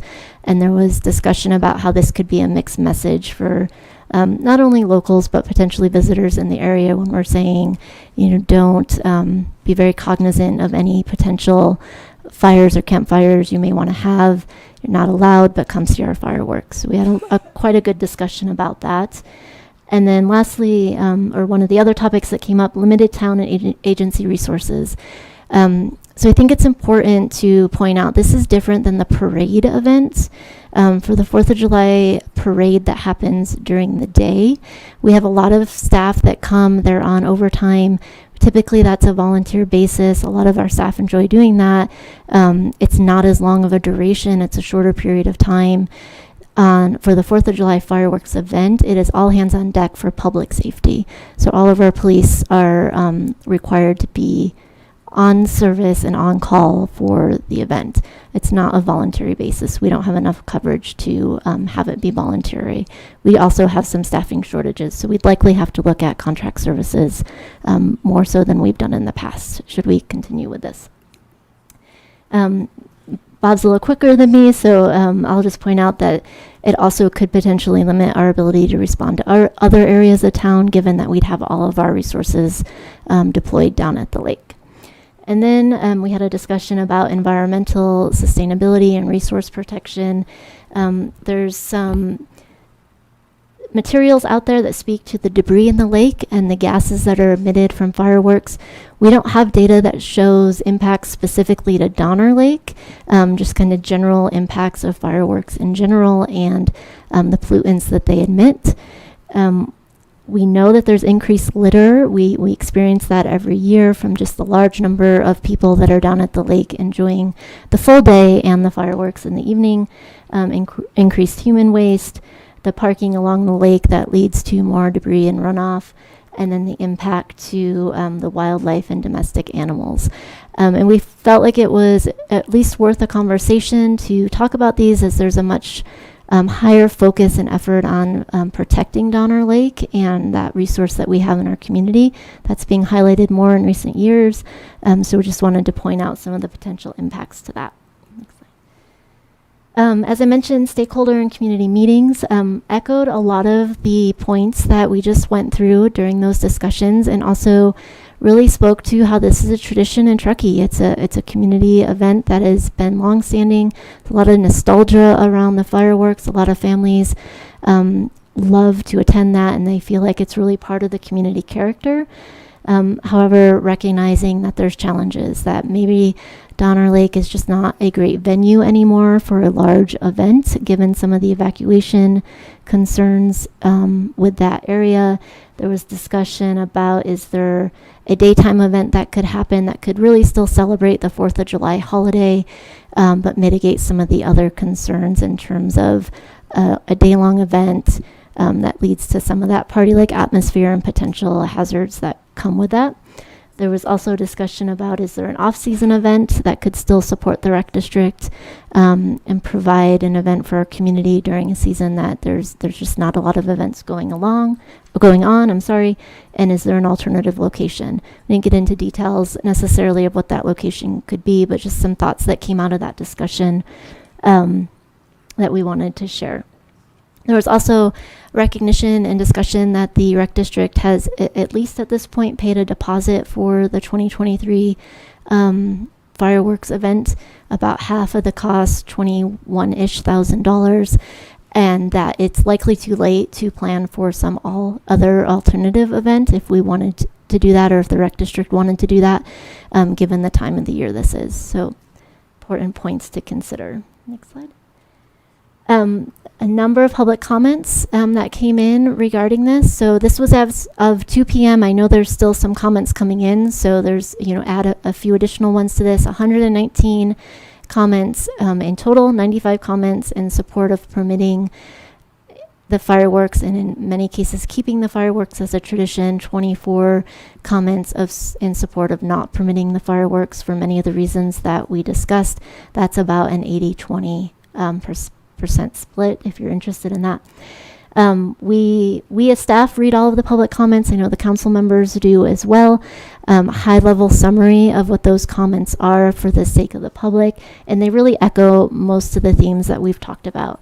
The tradition and the culture of the fireworks, the nostalgic feel that they create, a community creating event. Some of the comments that were in support of keeping the fireworks and permitting them are recognizing the economic impacts of the fireworks event, and that there was really no threat to wildfire or fire risk. Some of the comments do not permit the neighborhood impacts, the traffic and congestion, the environmental impacts, both from a pollutant and gas emissions, as well as the wildlife and the litter and the changing culture. We're not the first community to have this conversation. We've seen a shift over at Lake Tahoe where they are no longer doing fireworks. They changed to a drone show. That comes with a different set of challenges. And just wanting to have the conversation about, is this a community event that still is part of the Truckee tradition that we are carrying forward. Next slide. Just a couple important things. We've heard a lot about, this is canceling the 4th of July. This isn't canceling the 4th of July. That's not what this conversation is. 4th of July is a great holiday, a great celebration. This is more of the fireworks portion of that day. Also, some comparisons to the 4th of July parade. Again, that's a really different event. It's a shorter duration. It happens along Donner Pass Road. There's many more ingress, egress areas from an evacuation perspective. It's a daytime event, which makes potential evacuation just easier by nature. So it is very different. It also is a different staffing element for us in terms of we have a lot of volunteers from staff to come in and support that effort because it is a shorter duration. And then to reiterate that this is a shift happening, or at least the discussion is happening in many other communities. I mentioned Lake Tahoe has shifted away from fireworks, and so it's worth the conversation with the council if we want to continue forward. Next slide. So lastly, the discussion tonight is about the two parts. The staff recommendation is to move forward with permitting the 2023 fireworks event in recognition that the Park District has already moved forward with many of the planning efforts. But we aren't recommending to continue waiving those fees. Again, that's about $25,000. And then bring back a future item about future events and fireworks, specific events at a later date when we can have a broader community conversation about that. So it was fairly brief, but I'm sure you have lots of public comment and lots of discussion to be had about this. Thank you very much, Jen. So again, we will head to council first for questions, and then we will open it up to public comment. And I'll just remind everybody to be respectful of no matter who's speaking, what's being said. Let's all be respectful of each other this evening. So first we'll go to Councilmember Henderson. Do you have any questions? I do. I think just two, because we had a lot of council questions submitted in advance. Thank you so much I know a lot of staff worked on replying to those. I would love to hear, and maybe this is a question for staff, but maybe Sven, if you're able to come up as well. I would love to just be walked through TDRPD's waste management plan a little bit more. That's required by our special events policy. I understand, from the application that it talks about putting out, 10 bins or bin sites for recycling, garbage, etc. I would just like to understand what that looks like a little bit more, and also what cleanup resources will be deployed following the event itself. And Sven, if you want to come on up, I'm guessing there might be a few questions for you. So if you don't mind just hanging out at the podium. And okay. All right, join the council. First, Councilmember Henderson's question on waste management plan. Okay, Sven Leff, General Manager, Truckee Rec and Park District. Good to be with you. So for the most part, our event focuses at West End Beach. We have not done a lot around the exterior streets all the way down the piers, etc. We bring in, I think it's like a 30-yard dumpster for the content that's accumulated throughout the day in our parking lot, on our beach, and stuff like that. We staff up our park maintenance staff throughout the day. We already have beach staff that also have cleanup duties throughout the day. So there's a ton of work that goes prior to, on day of, and the day after. We also have the Outriggers Club that helps us out the morning of the 5th, that helps us both with beach and water cleanup. To assemble, collect all that stuff into the bins that we extra bring in. We also bring in a ton of porta potties, for the human side of the facility. And in a nutshell, our focus and attention is right there, at West End. Okay, I have some comments on that, but I'll hold that for deliberation. And then I guess similarly, and you should probably just stay up. Okay. Sorry, putting you on the spot, Sven. So an alternative transportation plan is optional per our special events policy.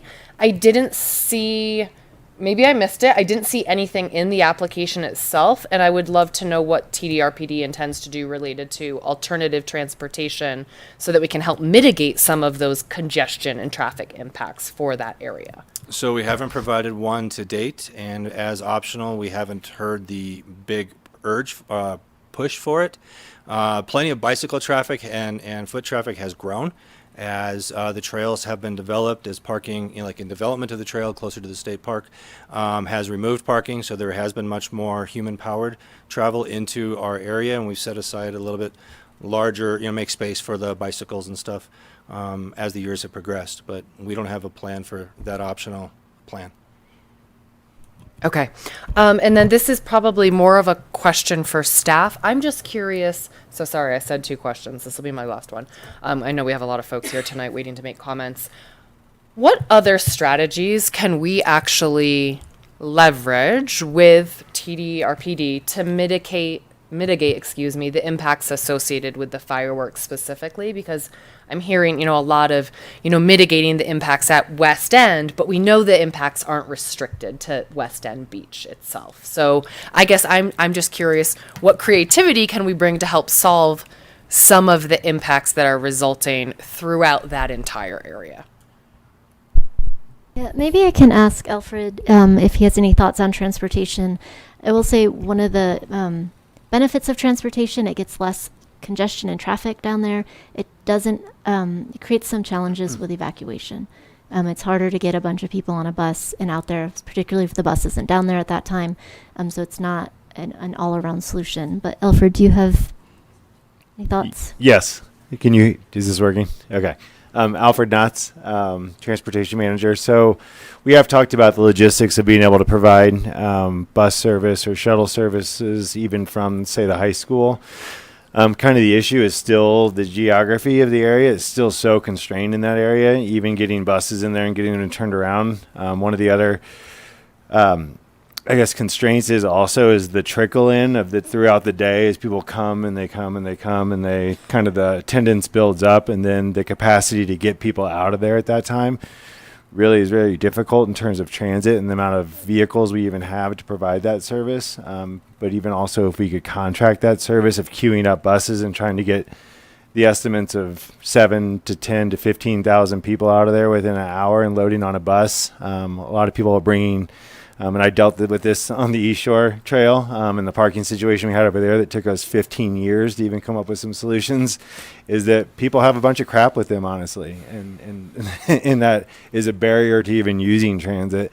And then getting people out of there within the hour that have potentially been drinking all day and getting them on tight confines of a bus. Or there's just a lot of issues. And I don't mean to throw everything that are issues, but these are the things that we've come up with and that we've even experienced. And I dealt with this even in Park City, where we had 50,000 people on Main Street during the parade. We didn't even have to deal with the fireworks because everybody just came for the parade. And by the time the fireworks happened, nobody was even interested in the fireworks. But there I had 45 buses of 40-foot buses to move people out, and it still took us 2 to 3 hours to get people out of there. So The reality of it, of us over-promising that solution and being able to under-deliver is really kind of the risk too. I think in terms of other potential mitigation measures, you know, a cleanup day after on July 5th potentially, or some other contract services for litter mitigation and pickup following the event. That's something that hasn't been done in the past. Bob, do you have any other ideas? Yeah, as it goes to evacuation, I mean, part of what we were talking about is transportation, but the only way to really reduce the evacuation problem is to reduce the vehicles. We're already hearing that's going to be difficult. And when you have that many vehicles in an area and you talk about evacuation, if that were to have to happen, the human factor of how people are going to want to leave, depending on what the precipitating reason is to evacuate, that's very hard to mitigate. And usually it's mitigated by reducing the vehicles and providing more evacuation, egress. And certainly one of the issues for the rec district is they have fencing surround the area, and you have a large number of people, even with being able to throw open the gates, people who are in a panic state want to move in a hurry. So that's a very hard mitigation factor to deal with. I think it's probably worth noting, you know, we're talking about extreme events. We hope that never happens, but that's what we plan for. We, you know, never expected to have Sandy Hook happen or Boston Marathon or Gilroy Garlic Festival. I mean, these things are happening. That's why we have a more of a focus on them now than we used to in the past. And I will say that Sven was one of the people that said, well, is there a course out there that I can train my people into how better manage these? That will be the biggest mitigation, but that is going to rely on their folks to have to mitigate the beach while we're trying to deal with something else. But that is one of the mitigations that we did talk about early on, and I think that's an awesome step no matter what to look at.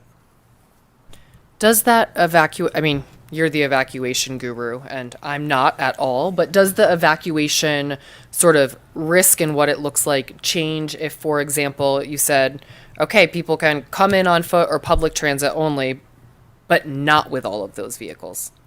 Just asking the question. I have to say that I have to think about that one.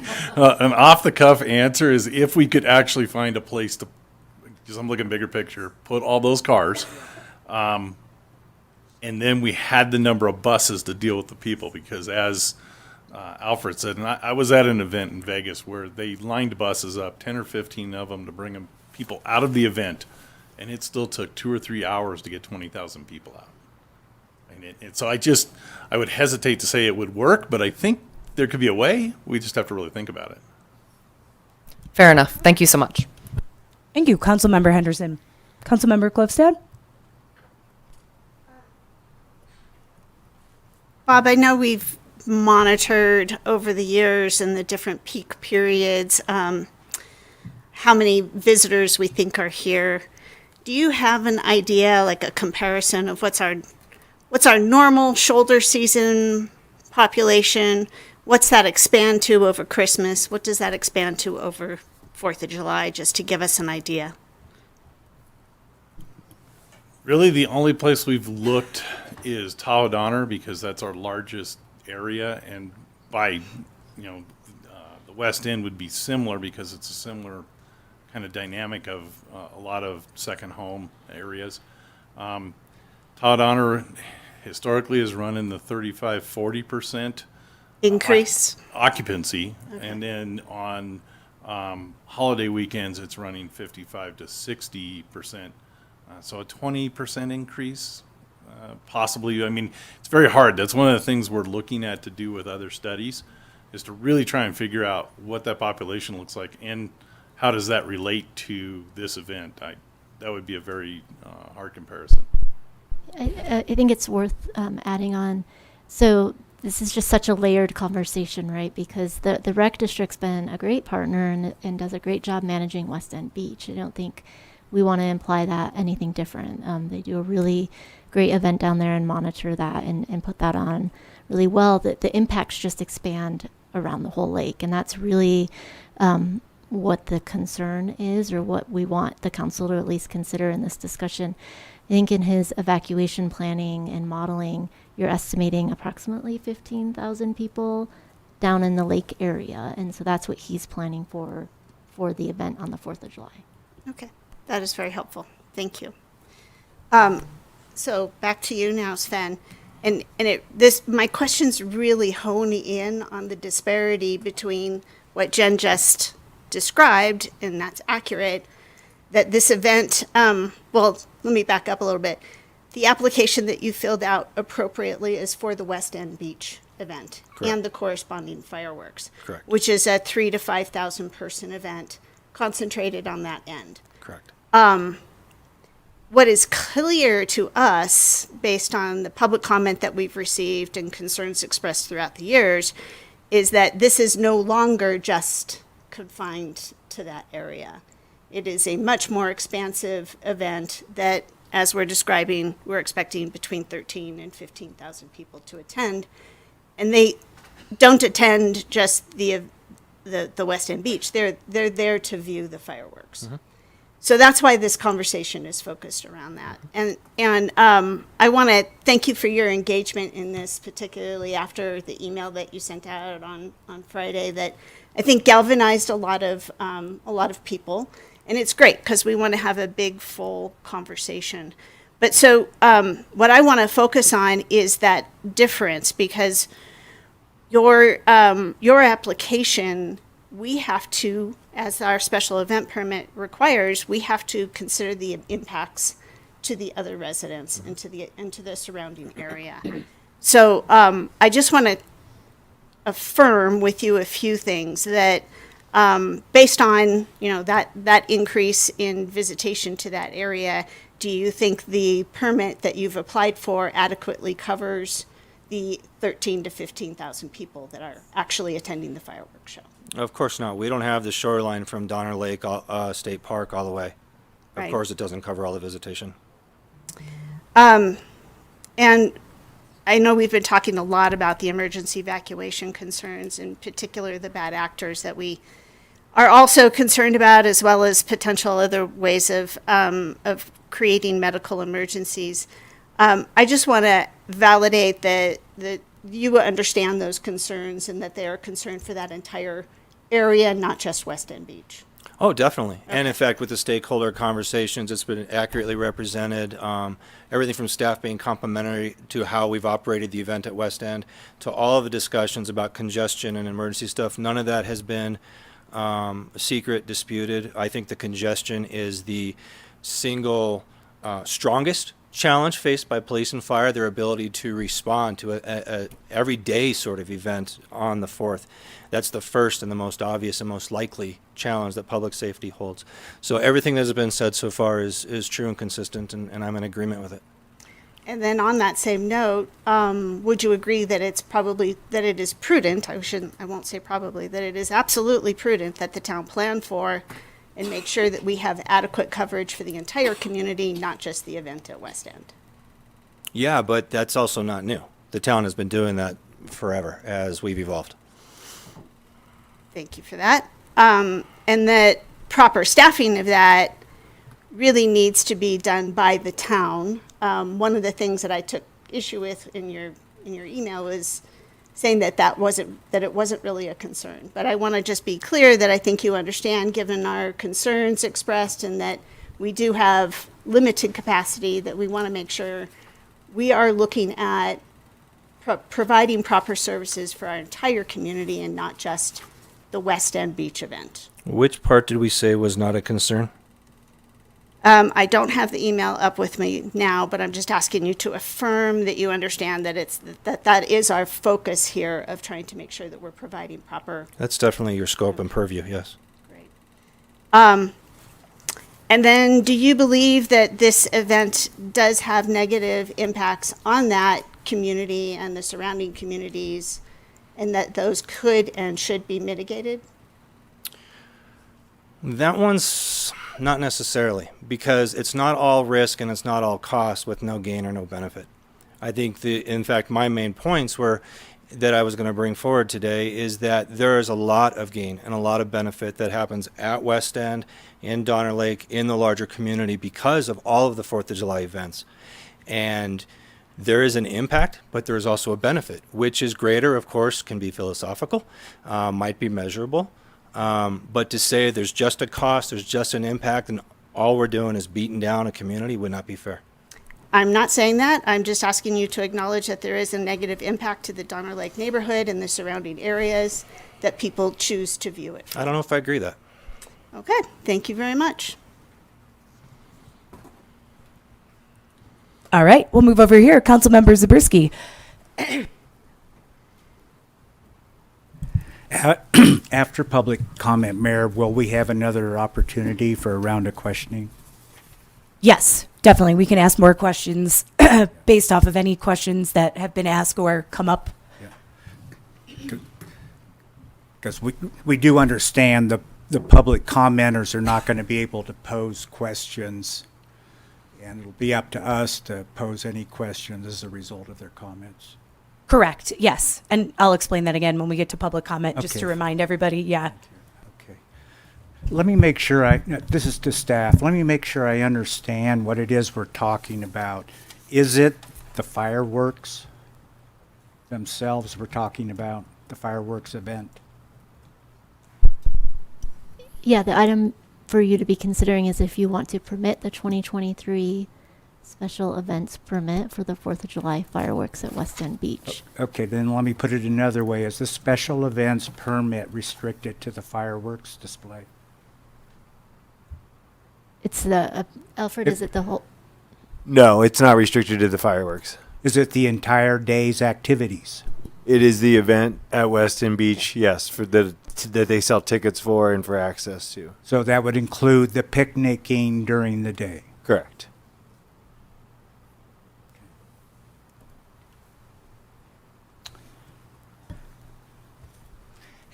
This is to staff again. Part of the permit process is having input from other local agencies. What was the response of the local agencies to this application? The typical process we do to circulate the application, it was pretty much status quo. We haven't done the full circulation as of yet. We require the permit be submitted 6 months in advance, which they did do, and then we begin the review and evaluation process about right now. So you haven't received a response from the Public Utility District or the Fire District? We have not outside of the stakeholder meeting that the town manager mentioned. Have we received any kind of concerns from any responsible state or regional agencies about trash, air pollution, or water pollution, or any harm to any environmental aspects of this event? We have not.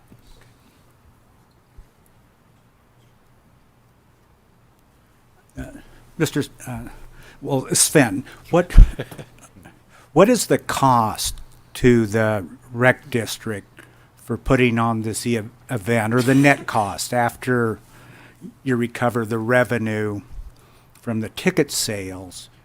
What additional money needs to be put in to recover your costs? So using averages, last year was about $40,000 for the firework display itself. We generated about $38,000 between donations and ticket sales. We ate about $2,000 out of our operating fund. Add to it, we've got the staffing costs that are not charged against the event. We have some sponsorships that either cover prizes for the games or the bands. And then what is the increase in tourism due to the fireworks event? Overall, throughout the town, what is the increase in tourism that we can attribute to this fireworks event? We don't have a way to measure that. We've never calculated and asked the question, who's here just for fireworks?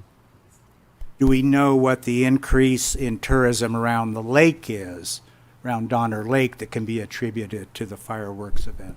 I don't know the increase for tourism. As we mentioned, Bob estimates and plans for 15,000 people from an evacuation perspective, but that includes all the residents in the neighborhoods around the lake as well. and people that would be celebrating on the public docks, whether Correct. there were a fireworks event or not.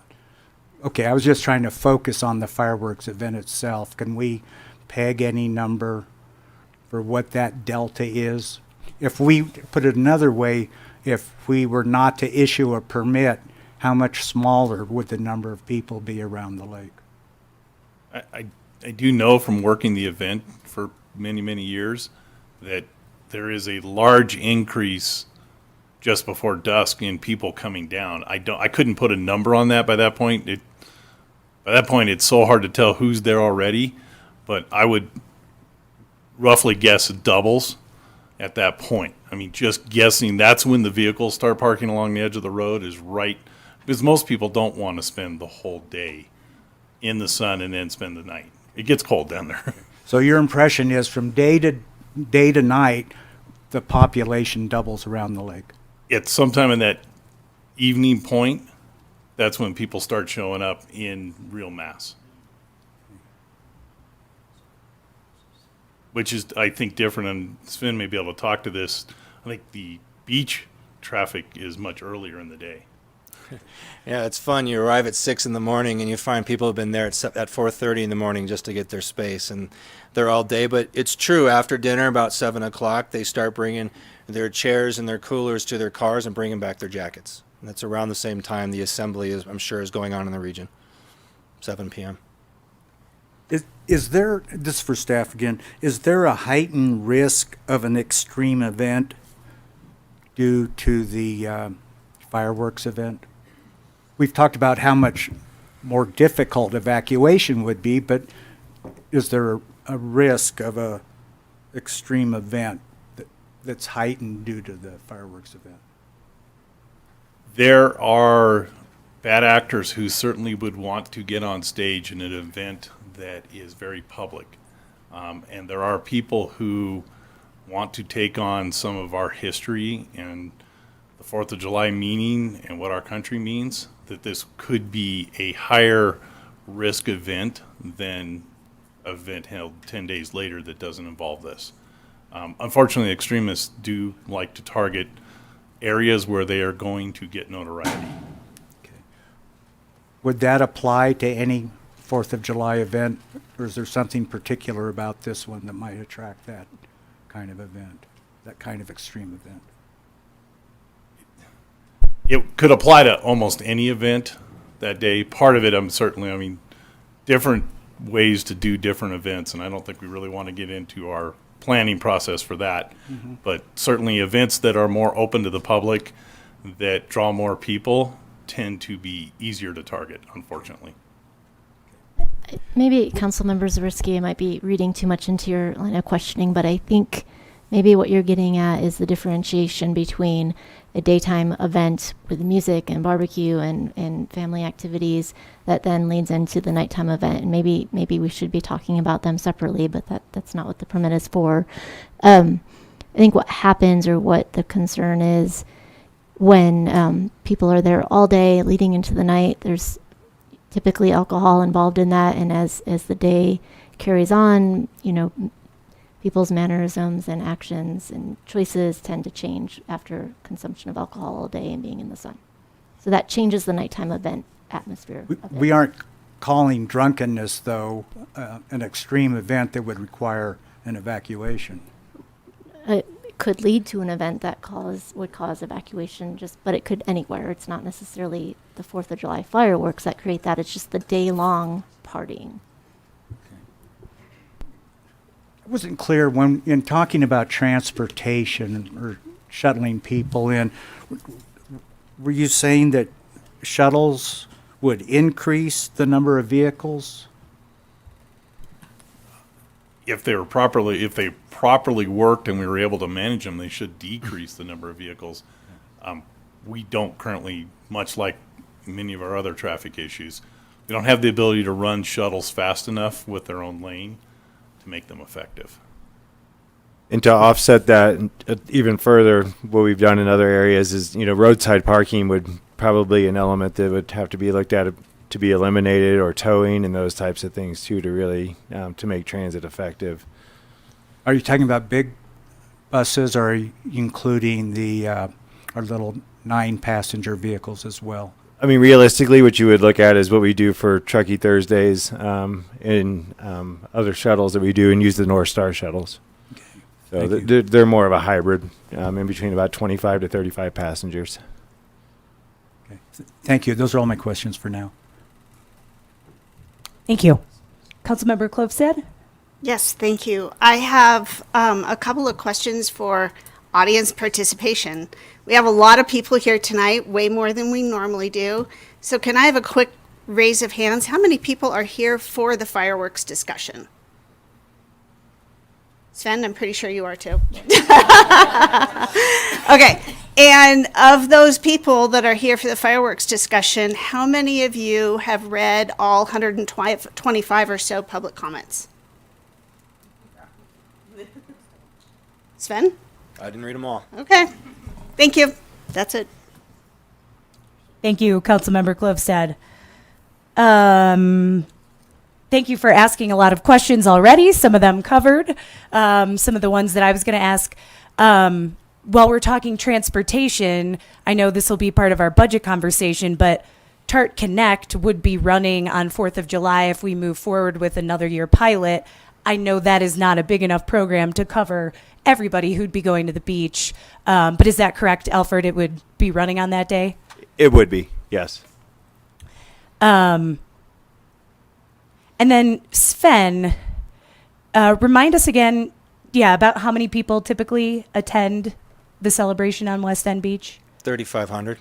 And what is a busy weekend in the summer that's not 4th of July? How many people do you have at the beach? A busy Saturday in July or August might be 2,000. Okay, just curious. Yeah. I think that's about it. Okay. So that is all the questions we have now. So we are going to move on to public comment. Before we get into public comment, just a reminder again, everybody will have 3 minutes to make a comment. We ask that you please state your name at the beginning of public comment. There is a timer over to my left, your right, and I will ask you to sit down when your 3 minutes is up. We do have a lot of folks.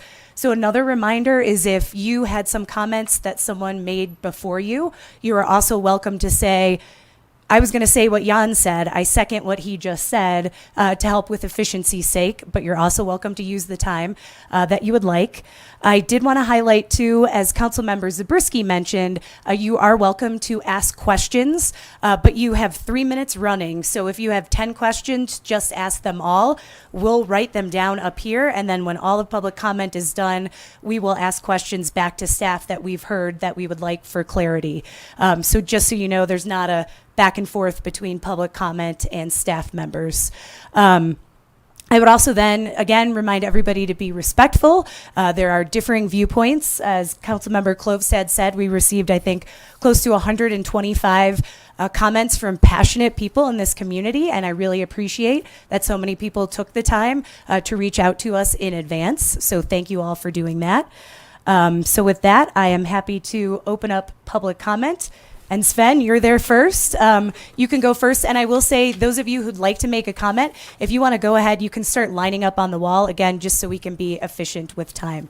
There's speaker cards in the back of the room as well that I'd like people to fill out if possible. Thank you, Judy. So if you do make a public comment, as Judy said, there are speaker cards in the back so we can ensure we have your name correct for public comment. Go ahead, Sven. All right, so Sven Leff, General Manager, again. My comments are all in disarray with the questions and stuff we've had, but let me try to reiterate a few of the key things. First of all, I think the public dialogue discussion, the questions right here of me with town staff, all the prep work we've done, is the real good work, the right work that we should be doing as partner agencies. Since the stakeholder meeting that was in the 15th, I did have the opportunity to sit down with police and emergency operations, also separately with fire, to learn about their concerns. Again, I'll restate of all the concerns, all of which have varying degrees of merit, but they're valid. I'm glad they were raised. The one that appears to us to be the most likely is responding to calls during the congestion. There is interesting information in the Q&A that is provided in response to your questions about the environmental impact, where things at Lake Tahoe were deemed to be not hazardous to human or plants. Or animal life. I find that fascinating. I mentioned on the radio show, yes, there is some pollution, but it's a small amount and relatively negligible. We know there's a very low risk of a catastrophic evacuation. The model is important, but it's a low risk piece. There's a whole range of other stuff that I think is definitely worth considering. But I think you also have to balance what are the benefits that come from the event. And everything we do in recreation and parks is about building community. And this event started building this community almost 40 years ago, and it continues to. The landscape has changed. Maybe it's no longer suitable. That's exactly what you're deliberating. But it's living in community. We create a sense of belonging and identity, pride, care for one's neighbor, reducing crime, fear, and isolation. And a strong community helps solve local problems as well. Through what we do in recreation and parks, it generates things at this event, for example, that are priceless. And when you compare what is priceless in the results, whether they be smiles or they be memories or they be hugs or they be 20 minutes during a fantastic show where it doesn't matter if you're Republican or a Democrat, you're sitting there in peace with each other, just in reverence to what happens. That was really something that was fascinating last year after 3 years of a break with the silence. It was amazing how everybody was just happy. And that carries a long ways. And those are the things that create the fabric of a community that the Rec and Park District does very well, that the town has been a partner in since its inception and long before, and we want to see you guys continue to do and be that partner with us. For us, these benefits far outweigh the costs, or the low costs and the low risks that are presented and largely discussed. That's what we do in Rec and Park very well, and we want to continue to provide the fireworks this year and every year into the future, and we want to have the town remain a partner in that. Of course, the recommendation by the staff is to permit it for this year and pass the costs over to Rec and Park. We, of course, like the alternate where the town also contributes to services. Thank you very much, Sven. Yep. All right, and up next, and I will ask if, again, if we be respectful, and part of that is let's eliminate clapping. I know people will feel strongly about certain things, but that way, again, we can be efficient with our time. All right, hello, my name's Chris Martinez. Been a local for 31 years. Just to echo, or probably what a lot of people say, I've gone to the 4th of July parade probably ever since like middle school when my parents were able to let us go and hang out with our friends and stuff. And it's just been such a solidifying thing that you do when you grow up in Truckee. And it's just like the pride, you know what I mean? It's like the 4th of July. You get up at 6 in the morning, you put your chairs out in front of the fire station, you go to the pancake breakfast, you do all that stuff. Just like what you do. So to see that go away would be probably pretty devastating to see people. I mean, like you said, people are like, it might increase people setting off fireworks anyways, and it could be a big problem in that way. But just wanted to speak on that, how it's just a huge town like pride of just having that day to go do that there at Donner Lake. And it's to my knowledge that it's only locals that are allowed to buy the tickets and go there. So I don't see the difference of so many people showing up for one day instead of like how it is here in the wintertime when the roads are packed and it's just freaking hard for anybody, fire department, anybody to get around to do anything. We put these things in the middle of the road. I know it looks beautiful, but it doesn't work in this town because it snows. So, I mean, some of that stuff is just, it's off topic, but I work for the railroad, and I know if I brought something up as far as transportation, we own the old dead tunnel tracks up by Donner Ski Ranch. That whole area in there could be used to put cars there, essentially. Like, I can bring it up to them and my boss and do a transportation, maybe bring buses up and down. I don't know if that would have anything to do with town being able to correlate with something like that, but I'm just trying to bring up an idea if that's something that maybe can get brought up, get buses to go up and down. I know people are going to want to take their lawn chairs and do all that stuff, so I don't know how all that would work, but yeah, I mean, I wouldn't want the fireworks to go away, It's something that it's just like it's my favorite holiday. I love it, you know, get up in the morning, do all the stuff, and to see that go away, it's just gonna, like, without lying, like, want us to go get more fireworks and do them ourselves at our house, you know what I mean? So it's just the honesty, and I know it's illegal, but hey, you know, it is what it is. But yeah, as far as that whole, like, transportation thing, I think that could probably help too, just because it's such a big area. The railroad owns probably the majority of the land in this town anyways. So, and I know a lot of high people there, so I think something like that could work out to help if we wanted to go that route to try something with moving buses up and down Old 40. So, yeah, that's all I got. Thank you very much. And please make sure to fill out a comment card and include your contact info, because that is something that we could explore. So thank you. Next. Hi, I am Laura Santa Maria, and I was basically born and raised here. I'm going to be honest. I am so disappointed and so sad that this is even in question. I love Chris's idea about going a different direction. I understand the implications that we have. But this event, it's been an event that is so special to so many locals, and to even think about taking that away is so sad. I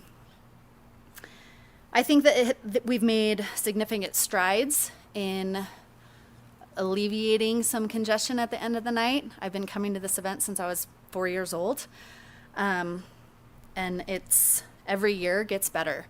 Every year I spend less time in my car trying to get out. So thank you to local law enforcement for working so hard and making that happen. This is a multi-generational tradition that brings people home from all over the world, really. It's really special because it's designed for our local community.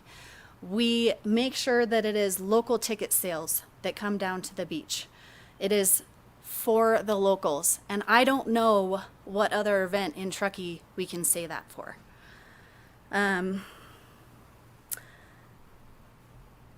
It has been a safe space on a really crazy holiday for myself as a wee one, and now for my family, now that I have 2 little ones. People can come here, you can feel comfortable because it is locals. And I know so many people when I get to that beach that I haven't seen in so long. It's so special to bring all of our families together and have that nostalgia. And I'm blown away to find out at this meeting that it's not just the fireworks show, that it's the entire event. That's so sad. As Truckee continues to change, it gives locals an opportunity to experience and to remember the small town community that Truckee once was. I get to see those families I haven't seen in a really long time. And honestly, it's the best fireworks show I've ever seen. And not to diminish other people's opinions or concerns, but I would be much more concerned about the 4th with no structure, no organized events, to cause chaos and unwanted behavior elsewhere with the lack of organization. And you'll be facing far more threats to fires with personal fireworks. Because I know that the 2 years we didn't have it the past 2 years, I heard far more individual fireworks than any other years. I really hope you keep this event. Thank you. Thank you very much. Hi Up guys, next. JD Haas here, 101.5 Truckee Tower Radio resident and business owner. So I've presented both sides on the radio. I've spent a little over 5 hours editing and getting everything correct. They both have heavy breathers, but the deal is, not in the town report is the bad actor. The bad actor point came out when we put the sides down behind a microphone. It's not in the town staff report to discuss this bad actor. This came up after the point. And with that being said, that came up during the discussion. We all know it's on their head. Everybody understands what bad actor means, correct? In the room? So I just don't want to encourage it. Has there been any, so you've said to write some questions, has there been any indications of bad actors. Okay, what spiked that concern? A couple of things to talk about then is you're concerned about putting all the people in one place. You got 3,200 to 4,000 people at the beach. 3,200. You're talking 13,000 to 15,000. I did some line of sight stuff on Onyx Hunt Maps while we were sitting here talking. That's 3 miles line of sight. It's about a mile wide. So you got 6 miles of that dispersed. You got 10,000 people on each side. When we're going to put them all together, the situation's at the beach. So has it been discussed to bring outside staff in? Because it's really unfortunate that we're short on police staff here in this community in all aspects, not just for this, but for everything. Think about this. Have we thought about outside agencies coming in and where the masses are? Like you go to a concert, they check your bags, it's a metal detector, you walk through there. Unfortunately, it has come to this, but if we are going to fence this off and put the 3,500 people in there that the case is at, then that's a thought to be thought about. I understand there's also the risk of wildfire. We have been told that the wildfire is low risk. This thing can't go until the fire marshal says so. Minutes before, can't go. I've been part of the fireworks. I've lit them off myself before. They cannot go without the fire marshal saying it can happen. So the fire marshal's there, and that has to be the window of the fireworks and the length of the fireworks. So with that being said, I ask you to take that. I also did a line of sight on downtown. I disagree with that. You have 10,000 people in a 1,000-foot corridor with 3 exits. I disagree with that as well. If we're going to take the bad actor into effect, we need to also take that into account too, because that's where history has shown things have happened. Thank you. Thank you very much. Thank you. My name is Kim Parisi, 28-year resident here in Truckee. Totally agree with everything that was just said, especially how nicely Sven put all of that information. One thing I would say is that this is a tradition in Truckee for locals, but it's also, it's also a tradition of our country. So it's not just isolated to Truckee. This is the symbol of the date that our country declared our independence, our freedom. And taking away that is just one more way to sort of break down everything that's come before. The other thing I would ask is that you guys do your due diligence and your studies and present the data rather than speculation or assumptions as to what the impacts are environmentally or geographically, or the road impacts or the bad actors, though everything that comes within that discussion, to present actual data prior to making this discussion. Because it does sound to me that a lot of this has been assumed information based on other conversations or some visual, something that's been sort of looked at versus studied. We don't have pollution studies of the lake. We don't know exactly how many cars are coming in or going out. And the last thing I would say is that I would urge you to work to find solutions to continue the tradition rather than just cross it off the list as something that's too difficult to solve. And that's it. Thank you. Thank you very much.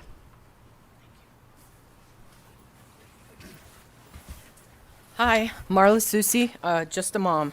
So, if you raised your kids here, Christmas, Thanksgiving, 4th of July, if your kids don't live here, those 3 days, they're home. I don't care how far away they are, they're home. Last year, my daughter's boss came up from the Bay Area to join us for the day, and he looked at my daughter and he said, "This is what you grew up with?" And she goes, "Yeah." And he goes, "Do you know how lucky you are?" And she said, "Yes, I do." And that in a nutshell is the whole thing. And this bad actor thing, Steve Randall addressed it, I don't know how many years ago, Steve, with a concert at Boreal, and it was open to the public, the beach, and there was a problem. Next year, Steve clamped it down, sold tickets ahead of time, locals only. Really hasn't been much of a problem to my knowledge because I'm there every year. We also, as a family, go down there, unpack all our junk. We take the bus into town and back to try to mitigate too many vehicles on the road. We try to do our part. We do it every single year. And the other thing is that you can't put a number on the tradition. You just can't.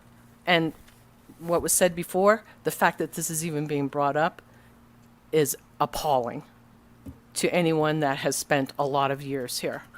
It's the last vestige that the locals have to get together, to connect with each other. I see people at 4th of July that I haven't seen all year. Even though I work downtown, I live here, I've raised my kids here, I'll see people at the beach that I haven't seen 10 years, every year. You can't put a price on that. And the staffing issue, that's another whole can of worms with the town of Truckee being understaffed, but that's for another day. But I really urge everyone to take into account the tradition, and all of the problems can be mitigated. Our family, we sit on the beach for about 40 minutes after the fireworks show is over. There's about 10 families that are sitting there for 40 minutes to an hour. We get in our car and we drive home. No problem whatsoever. Of course, the huge amount of discussion of traffic mitigation for one single day, I don't see being addressed for Truckee Thursdays, Ski Skate Week, President's Weekend, Martin Luther King Weekend. I think you're putting so much emphasis on the negative part of one day versus everything else, and that's very disturbing as well. Thank you very much. Thank you. Coming up, next commenter. My name is Brian Olson. I'm a 54-year resident of this town. I went to school here. I own a business out at the west end of Donner Lake. I have a number of customers that are lakefront on the water, and a number of customers that are lake view that can see the West End Beach and the event each year. When I finish up with my snow removal services in late April, I don't know, maybe May this year, the people say, "We'll see you on the 4th of July."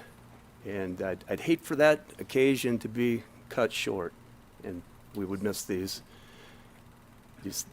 event with everybody. I've got kids that have went every year. It's kind of a sad thing that's happening. I think the fire department's done a great job keeping everything over the water. I haven't seen any ignition or anything light on fire. I've heard of other events in other towns or cities that there has been some fires, but not in Truckee because these guys got it together. I'd like to thank Bob French for giving me the notification that this was happening tonight. I'm kind of shooting from the hip. Been working all day plowing snow, so thought I'd put my 2 cents in here and just hope and pray that we can continue with this firework exhibition. Thank you for your comments, and thank you for plowing snow. We really appreciate that. Hi, my name is Andrea Martin, born and raised here. I get nervous and my voice gets cracky, so I'm sorry. My grandpa moved here 50 years ago, purchased a house, beachfront house on Donner Lake, and so you've had that experience every year for as long as I can remember. His house is kind of designed like it's a little private cove. So every year, we clean up debris, and as you can see, wood, tons of stuff. Every year. There is no copper wire. There is no firework debris that we see because it can be very evident. This is wood, trash, you name it, you can see it. 4th of July holds very core memories to me every year. And I'm so lucky that I get to be able to pass that on to my daughter now.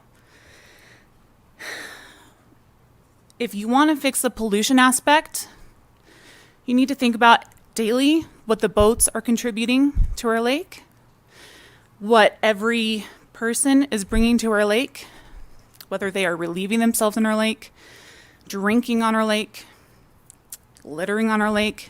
That is the bigger issue than the 4th of July.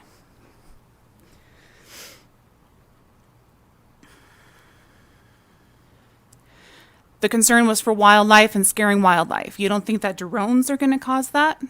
Drones are terrifying when you can combine hundreds of them in the air. That will scare wildlife. The parade scares wildlife. Sirens, cheering, all that stuff. I understand the bad guy mentality. You get rid of the fireworks, then that attention is going to be directed towards the parade. So then we need to get rid of the parade. You have to cancel the whole entire event. You can't just pick one event. Same thing with my family. We will sit there for 40 minutes, 45 minutes, wait for the traffic to pass by. Easy peasy. We go home. No problem whatsoever. But yet we'll sit 2 hours in traffic for resort traffic. But that's not being addressed. There's major cause for concern for emergency dispatch and all that good stuff.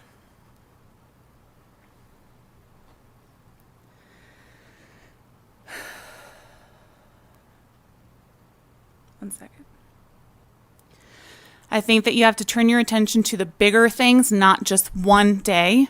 Look at the pollution that's being happened on the river, people drinking on the river daily, hundreds of people. This is a smaller issue. Thank you very much. Coming up, next commenter, and if the commenter line wants to move closer to the podium, don't be shy, so you have less of a distance to walk. That's my daughter. So my dad is the one that bought the house on Donner Lake 50 years ago. And so, yes, 4th of July is near and dear to our hearts. I can't imagine the West End Beach TDRPD not being able to do what they've always done so well. I get everything that you've said, and I appreciate all the talk about it. And I really appreciate what you said, and that is that you cannot put a price tag or quantify what canceling our town's history will do to the locals of this town. We've lost a lot over COVID. People are pretty beaten down. There are traditions in this town that us longtime locals would never consider discussing, and this is one of them. People that have not lived here very long, who call yourself a local, but you've only been here a little bit of time, you don't understand the traditions and you don't understand what they mean to us. The longtime locals that show up at the old timers picnic and our class reunions and that kind of stuff, I can't imagine still being a resident of this town and having this event go away. There's got to be a better way. I see and I hear and I appreciate all you guys have put into this discussion. But I'm going to side with what these other people are saying is find a way to mitigate these problems. As somebody that's right on Donner Pass Road, deals with the traffic every year, deals with people in our driveway because, there's just no place to park, and so they want to park on our property. It just is, it goes with it. You know what it is, and it's one day, and it's gone. Like my daughter said, there's far more major traffic issues and dangers that we deal with on the holiday weekends and on every weekend when there's snow and there's a bunch of people here. I could tell you horror stories and a few New Year's Eves where we had to take a family of 14 in, 2 carloads because Donner Pass Road wasn't moving. We could have never gotten emergency vehicles to our house. Those things aren't discussed. We've got to keep that tourist money coming, right? Keep all that traffic coming. This is one day. It's for the locals. It's very important. And I hope you guys can figure out a way to not just give the Park and Rec the ability to do it. It means a lot to the local children and us longtime locals that we keep this thing going. It's that important. Okay? Thank you. Thank you. And would you mind stating your name? Doreen Kassler. Thank you very much. Thank you. Good evening. Kyler Coxon, 34-year resident, born and raised. My wife, same, high school sweethearts.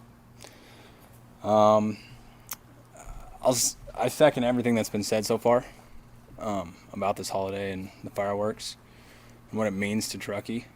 I'll say I'm a little disappointed that the general basis of this conversation is not, like the topic is not, what can we do to continue the fireworks at Donner Lake? It's geared towards canceling the fireworks at Donner Lake. That's a little disappointing to me, and I just hope that you guys can listen to the community and really think about the Truckee way and what that actually means when you make your decision. That's all I got. Thank you. My name's Ketrick. Do you want to reset the timer? Perfect. My name's Ketrick Cooley Readers. I have worked at the beach several years as a lifeguard, as ticket sales. I've seen all this, and when it comes to abstract threats, we are very on top of glass. We check for glass. I'm not exactly worried about the facility of the TRPD, like lacking the ability to keep an eye on things, respond. Some of the best lifeguards in town exist there.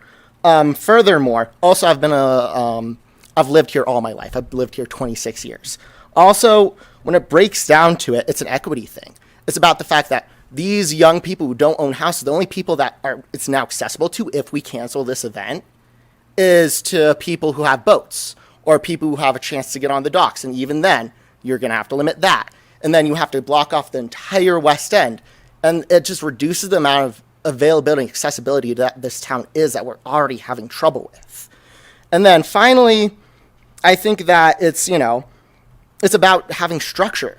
This day creates structure. You go to the parade in the morning, and then there's a time for kids to safely have fun and enjoy the day. It's people are keeping an eye on it. It's contained to one place mostly. It's contained to the side, the 38 piers, and then the West End beach. So it breaks it down to it, it's contained, and that has a natural ending.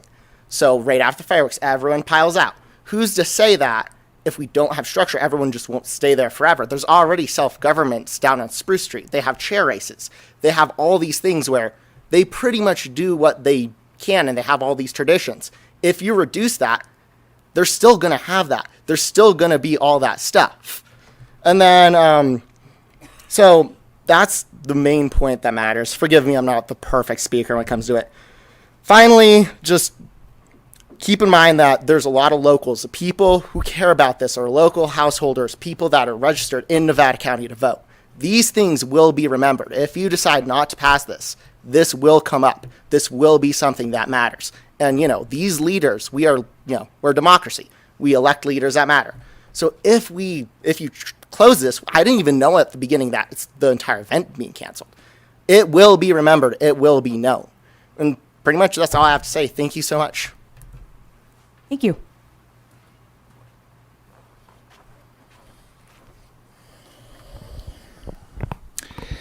Good evening. Mark Tanner, current board chair for Truckee Donner Rec and Park District, citizen and also business owner.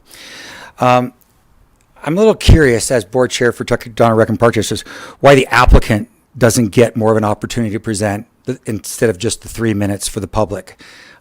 If you happen to listen to J.D. Haas's public information release this week, it was excellent.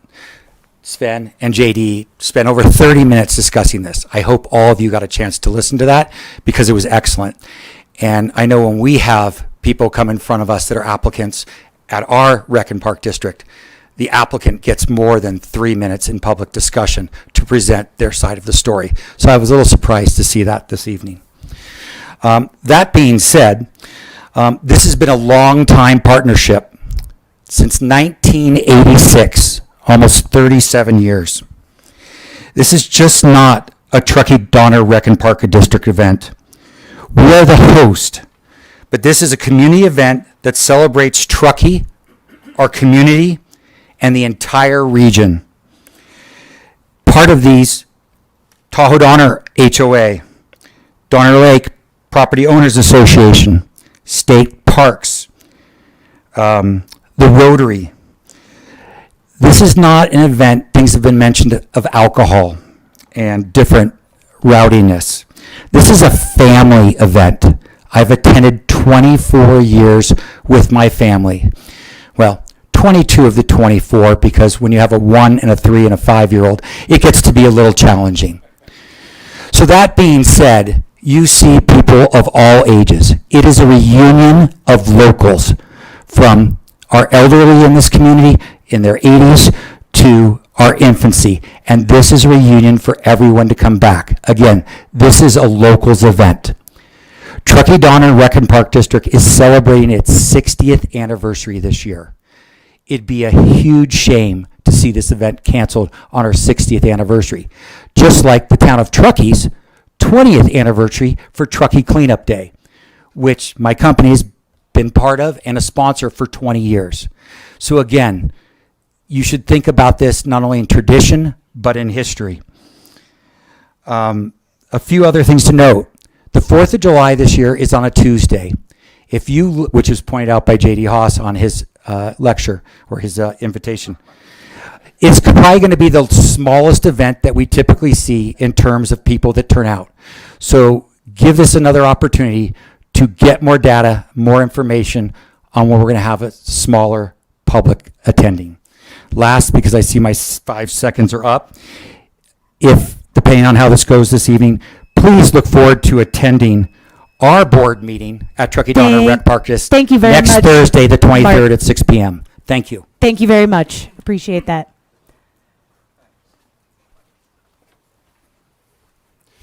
Hello, my name is Bob French, and asking a lawyer to say anything in 3 minutes or less is an impossibility, but I'll do my best. Along with my friend Cliff Hartwell, we started the fireworks in 1984, not 1986. It was 1984, and Cliff and I organized the fireworks and had it up and running in less than 30 days.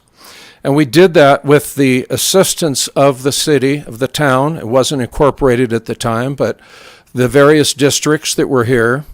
And we did it with the community's assistance. And I think that that's something that we want to see continue on here with the partnership that we have with the town of Truckee. Let me just speak to a couple of things. There has been discussion on Facebook about drones as an alternative. It's not a good alternative. Drones can't fly in breezy conditions. We know that the Kings Beach and Tahoe City shows were canceled because there was too much wind. They can't fly over spectators. They can't fly over water. They have a limited battery life, and they're much more costly than fireworks. So drones is not really the solution here, I don't think. The question about cost was raised earlier, and the issue of the parade downtown was mentioned, that was a 2-hour event, and that the fireworks is a much longer event. Fireworks is a 22-minute event. The parade is an event that goes on with people in the downtown area there from about 10 to 12 on the 4th. In terms of the actual cost, I would like to know how that $25,000 is being spent. I'd like to see some itemization of it. I'm not challenging it. I'm just saying I don't understand it, because the only thing that I see that's directly related to the fireworks is traffic control after the show. I second the remarks of everyone that this is a tradition in Truckee. We all have raised our kids out on the West End Beach on the 4th of July. It's something that, it's a great event, and the sense that I get from this discussion, not necessarily tonight, but everywhere that they're talking about this issue of possible cancellation, is it tends to be negative. And I'd like to see the town do what someone else mentioned, and that is adopt a positive attitude towards this. Let's figure out a way to make it happen. This is important to our community. Let's be problem solvers rather than cancelers. Thank you. Thank you very much. Steve Randall, our retired general manager of Truckee Donner Rec and Park District. Couple comments. Anna, you mentioned impact to Donner Lake property owners. The district receives over 165 checks from families every year to support the fireworks. shows me that Donner Lake people want that. I have run every event, every 4th of July event since it existed. So yes, I consider myself an expert and would be happy to answer any questions when you get into deliberation if it comes to that. I'm going to focus though more on the history and the tradition of the event. You've heard a lot of people, they're very passionate about it. When I came to town in 1985, I saw that the Optimist Club did a steak dinner at Regional Park. The Downtown Merchants, which Bob mentioned, did a small fireworks show at the beach. And then there was the parade. My idea, let's put it all together. So for 6 years, we formed a nonprofit organization, made up all the service clubs within the community, ran the event for 6 years. It's pretty taxing on me. After 6 years, we gave it to the Chamber of Commerce. Chamber ran it for 2 years. I think a lot of people know that there were problems with the event. Nothing happened for a couple years. I was at the parade the second year. My kid said, "What are we going to do?" And I go, "I don't know." And that's when I said, we need to bring it back. It's important to the community. I went to police and fire because there wasn't a town at that particular time, and said, I will stake my reputation. There won't be any problems at the beach. And this is how we're going to do it. We will not sell alcohol. When people typically bring the amount of alcohol that they can handle. When they get into trouble, it's when they have the ability to buy it. So we have never sold alcohol at the event since it had its change. Secondly, it's going to be a locals and second homeowners only event. Everybody said, you can't do that. And I said, well, we're going to. And that's what we did. So for the last 25 plus years, whatever it is, the only people that can attend that event are locals and our second homeowners. They can bring a guest. We have not had a single problem in all those years. Why? Because it's a family event. It's important. My time's getting low.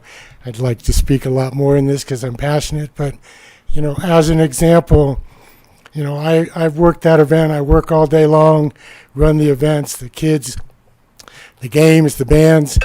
Well, at the end of the day, what do? Me and my two kids watch the fireworks. It's been going on for 25 years. Thank you very much, Steve. That was a different timer. I wasn't sure what it was. Okay. All right. Thank you very much. Are there any other comments from anyone else before we close public comment? All right. With that, we will close public comment. I want to thank everyone for speaking. I know some people, maybe it's a challenge to speak in front of folks, so really appreciate everyone taking the time and sharing their thoughts. I want to thank, Truckee Donner Rec and Park District staff and board members for being here too. We all value you as really important community partners, so appreciate you being here for this discussion today and for hearing your input. So with that, I heard a few questions that I was going to follow up with staff, and then if anyone else had any other questions, I'll just start. There was this bad actor conversation. Has there been any indication that we think that it's happening, or we're just putting it out there as a possibility? Yeah, thanks, Mayor. I can go ahead and take that. So we do have a number of resources that the police department taps as far as intelligence-based information and threat assessment stuff that we get leading up to the event, all the way until the event starts. So that's something that we take case by case. Thank you very much, Chief.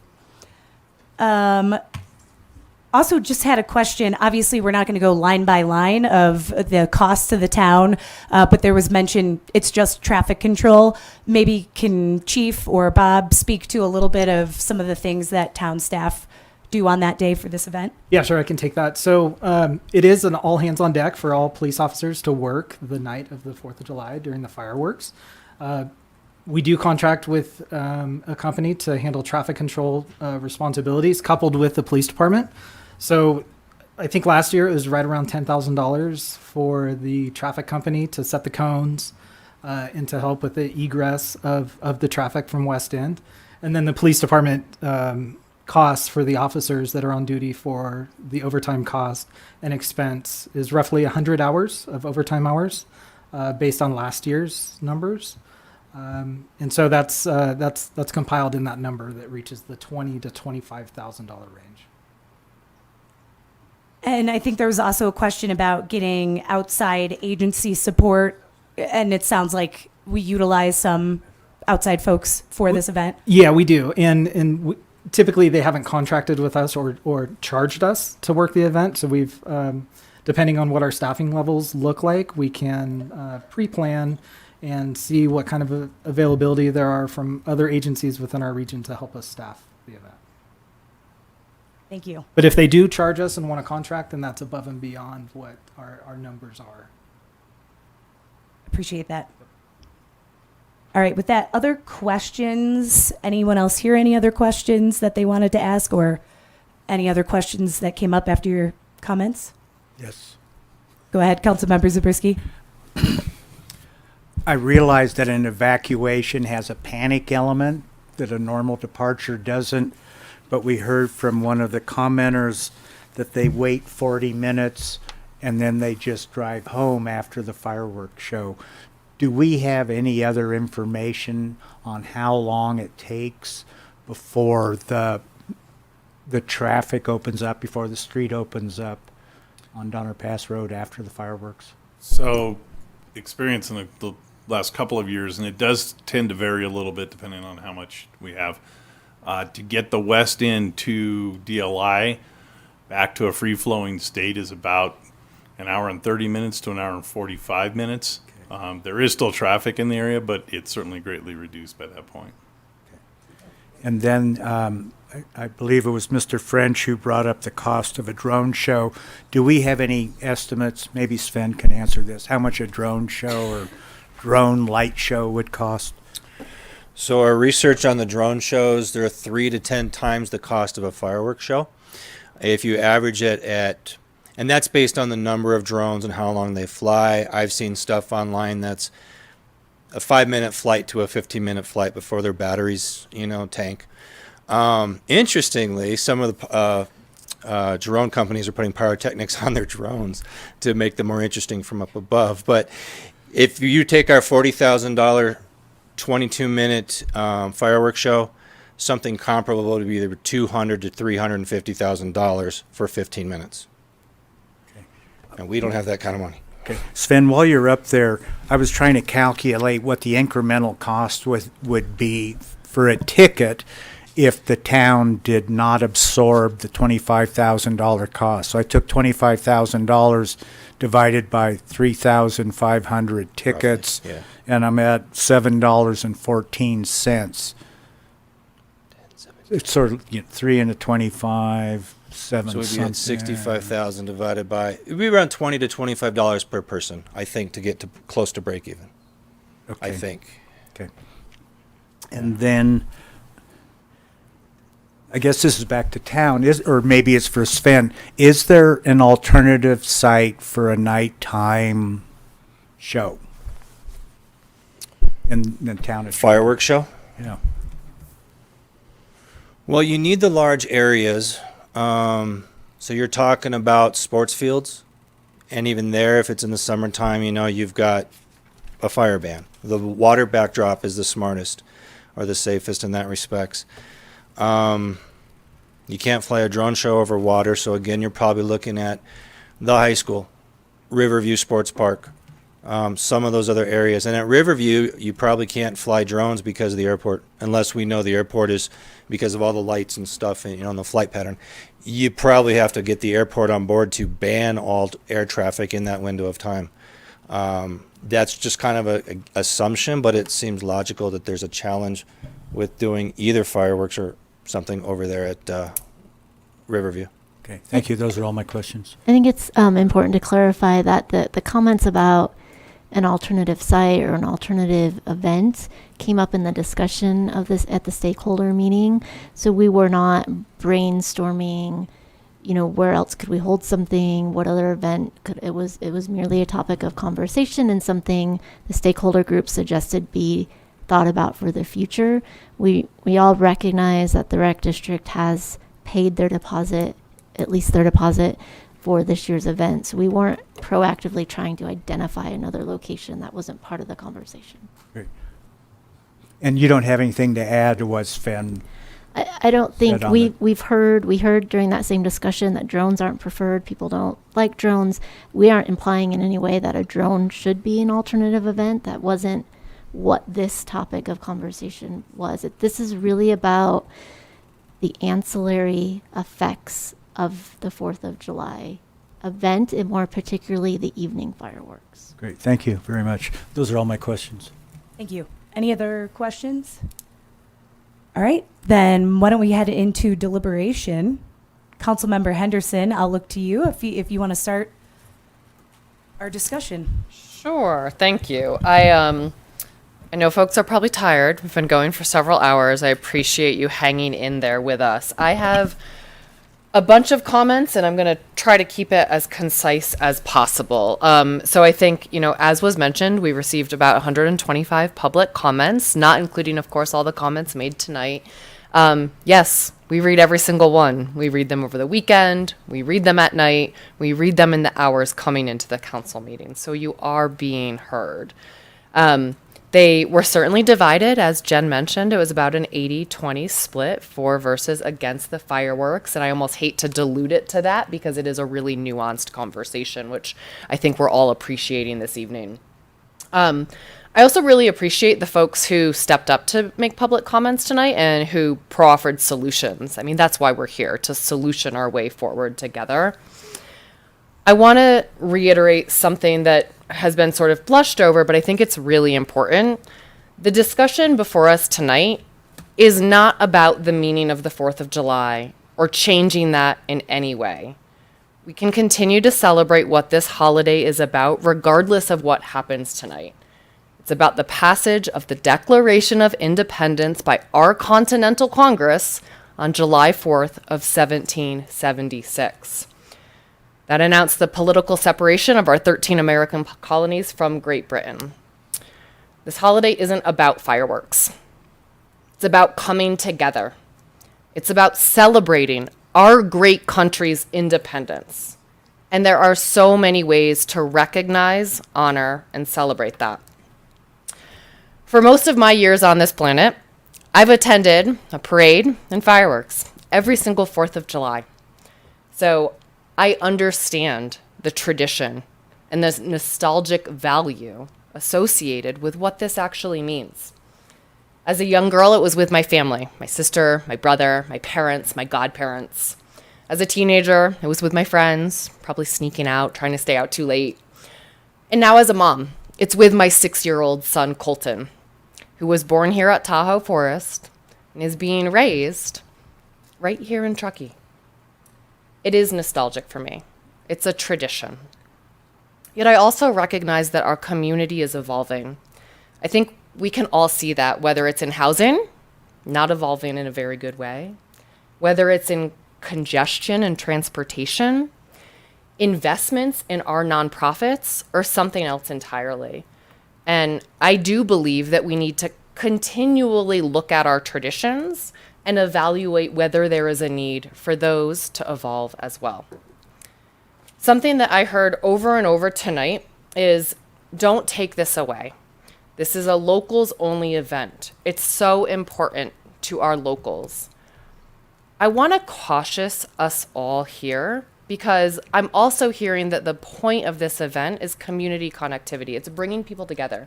And when we use language that pits locals against everyone else, it creates divisiveness in our community. It does not create community cohesion. If you look back to historian recollections of the 4th of July, and I've read many over the past 2 weeks or so, you'll see that those traditions have evolved. We no longer fire off cannons and guns, just as one example. So let me briefly return to the public comments that we received. I think Jen did a really good job in the presentation of going through some of the sort of highlights of those. I think a thread that I really noticed amongst those who want to leave the fireworks behind are concerns about the impacts from the 13 to 15,000 people we estimate to be here. Concerns that it's an antiquated tradition. I know you didn't hear that this evening, but if you read those 120 public comments, you'll see that. Concerns that our neighboring communities are also leaving this behind, a desire not to use explosives, and it goes on. And on the other side, I do hear you. It's a nostalgic event. It's something that this community has done for decades, and people want to be able to connect with one another. I think that given all of these concerns, some of which we don't have data on tonight, right? We recognize some of these are not quantifiable tonight. But we also need to recognize the benefits, which several public commenters talked about, are also not quantifiable. And the desire to maintain our community, it leads me to ask this question. What other ways do we have to bring our community together? We're an incredibly creative and resilient community. We've responded to and overcome the challenges of COVID-19, of depressed economic times, of nearby wildfires, and so much more. And I'm confident that no matter what happens tonight, and if fireworks don't continue in the future, we could use our creativity and our resilience to develop something else that perhaps is even better. That said, I also understand from TDRPD, and I should disclose and also thank Lori Marquette from the board of TDRPD for reaching out and having a conversation about this. They've already made investments for this year's event. It's too late in the year for alternative planning, and I absolutely respect that. So I think I'm going to end with just a couple of things. For me to get to a yes on this year's special events permit, I need a couple of things related to the mitigation of impacts from this event.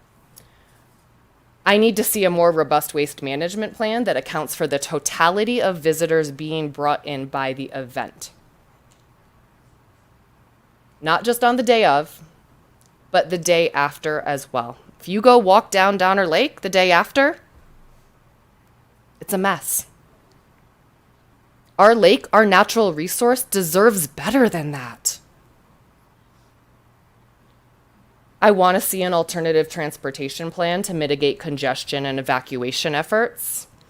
I think the number of people flowing in for this event looks a lot different than it did 5 or 10 years ago, and I think we already have some solutions proposed by some of our public commenters this evening, perhaps related to other partnerships with the railroad, et cetera, which could be really, really intriguing, I think.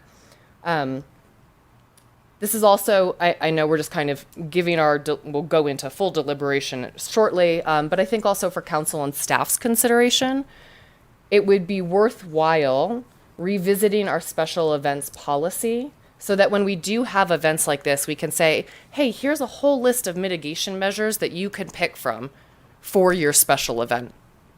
Because we can also work to make it easier for those who are proposing events. I'm going to stop there. I said it'd be concise. There's a lot here. So thank you for the opportunity to comment. Thank you, Councilmember Henderson. We'll look to Councilmember Klifstad. Thoughts? Yes, thank you. Well said, Councilmember Henderson. So I do want to be clear. I think there was some confusion. I think if we were just talking about the event at West End Beach, we wouldn't be having this deliberation. It's that event to me, there's nothing wrong with that. I think the mitigation measures that have been deployed to deal with that specific event for the 3,500 people or so meet the needs of that special event. What we're really challenged by right now is the impacts of the draw to the fireworks. So I just want to distinguish that. I think, at least in my mind, there's no question about whether or not we're going to approve the West End Beach. It's just whether or not we can mitigate the impacts of the fireworks and how we would go forward in doing that. And I know our town manager, Jen Calloway, addressed the skier traffic. A lot of the comments that we received on this item, and frankly that I've been receiving for the past 2.5 months, have been about traffic and we have to mitigate the traffic. And to be really clear, we don't have authority over the ski resorts. We don't have authority over Caltrans and 89 and 267. But as Jen described, and she has described week after week after week, we are working diligently with those partners in order to mitigate that. So something that is within our jurisdiction and our authority to impact or to mitigate is the traffic and congestion by this special use permit. And I think it would be disingenuous of us up here to not try to mitigate that, given all the severe angst and consternation that our community is feeling with skier traffic. So I think that is top of my mind in terms of where we go from here, fireworks this year or events into the future. I agree, our special use permit needs to, or special event permit needs to be updated in order to make sure that we are looking for ways to mitigate things like those severe traffic impacts. And some people said that this is a one-day event. Well, I'll tell you, it's not. That lake is a mess for days. I live there. I walk it, and for days I am cleaning up after this event. So another really important mitigating measure to me is that we have to make sure we are protecting this natural resource of ours. And we can't do that when we're not looking for ways to mitigate the impact of those 13 to 15,000 people. And so, again, let's look for creative ways to do that. I think we could put, if the Parks and Rec would consider putting out trash cans at the docks, those are heavily populated, temporary toilets along Darna Pass Road, because believe me, nobody here wants to look out their window and see somebody urinating in their backyard, and I have that happen every year. So we want to make sure that we can move forward with this, but in a way that we are not compromising the integrity of our lake and of our neighborhoods. Of those 125 or so comments, about 25 of them were against this. And it's my responsibility to make sure that we are addressing the concerns of those community members as well as addressing the concerns of those that are for this. Another thing that actually wasn't addressed in the staff report but was heavily talked about in a couple of comments was the noise impact, of course, on wildlife and our domestic animals, but also on people. We do have people in our population that are impacted by that, and we need to take that into consideration as well. For me, a drone show is not really a good alternative because it's not mitigating the draw of the 13 to 15,000 people to the lake to view the show. So I feel very strongly that this has been a well-serving, beloved, valuable tradition, but we are no longer the community of the 1980s, and we no longer have the visitorship of the 1980s, and we need to recognize that and evolve. And we need to find ways to make sure that going forward, we can continue to mitigate any future expansion of those impacts as well. And just as a side note, prior to living at Donner Lake, I lived across the street from the regional park. And, was I impacted occasionally by the softball games and the concerts and the music festivals? Sure. But at that time, I didn't care what was going on at Donner Lake. I should have. I should care what goes on in all of our community. And it is my responsibility to do so. It's my responsibility to show concern and find solutions to the people in Tahoe Donner that have their driveways parked and have people traipsing into their backyard and trespassing on their property. So that's our responsibility up here. As I took a poll, I understand that council and staff and JD read all the comments. So thank you, all of you, for doing that. But for those of you who didn't, I am going to take some time to read a few of them because they're pretty impactful. One says, please use my taxpayer funds to buy more snowplows, increase workers' wages. This is a terrible waste of resources and money. It's a waste of the town's time. Another person says, I have been a resident of the Tahoe Truckee area for over 3 decades. I'm a business owner in the hospitality industry. At this time, I agree with the proposal of canceling the fireworks. Tourism in this area has grown far too out of control and is threatening our community in a variety of ways. I'm in favor of not hosting fireworks event in the hopes that fewer visitors will be attracted to the area over the holiday weekend. Another person says, it's time to be done with this outdated method of celebration. Another person says, as a whole, we can live without a fireworks show, but we cannot continue to live in an unstable environment. Whether that's chemical pollutants, litter, traffic, urination, or all of the items above. The environment should not have to suffer for humans' entertainment, another person writes. Another person, while I understand that this event may be beloved tradition for many, as we heard tonight, I believe that the risks of negative impacts associated with fireworks outweigh their entertainment value. And they go on. There's numerous, here's one more important one. As a 10-year resident of Moraine Road, our entire neighborhood dreads the 4th of July. The crowds, dangerous drivers, garbage, and noise that comes from this event is ridiculous, obnoxious, and wasteful. People will park up and down our streets on the 4th of July, and we have to block our driveways with logs and other ways to make sure that we can get out. So these are just some of the other comments that you didn't hear tonight, but we did. And we need to make sure that we're addressing and mitigating those concerns as well. So with that, I'm interested in hearing what my other council members have to say, but I just wanted to make sure that our audience here tonight understood the balance of this decision and the challenges that we're facing up here. It is not a simple choice. Thank you, Councilmember Klopstad. Councilmember Zabriskie.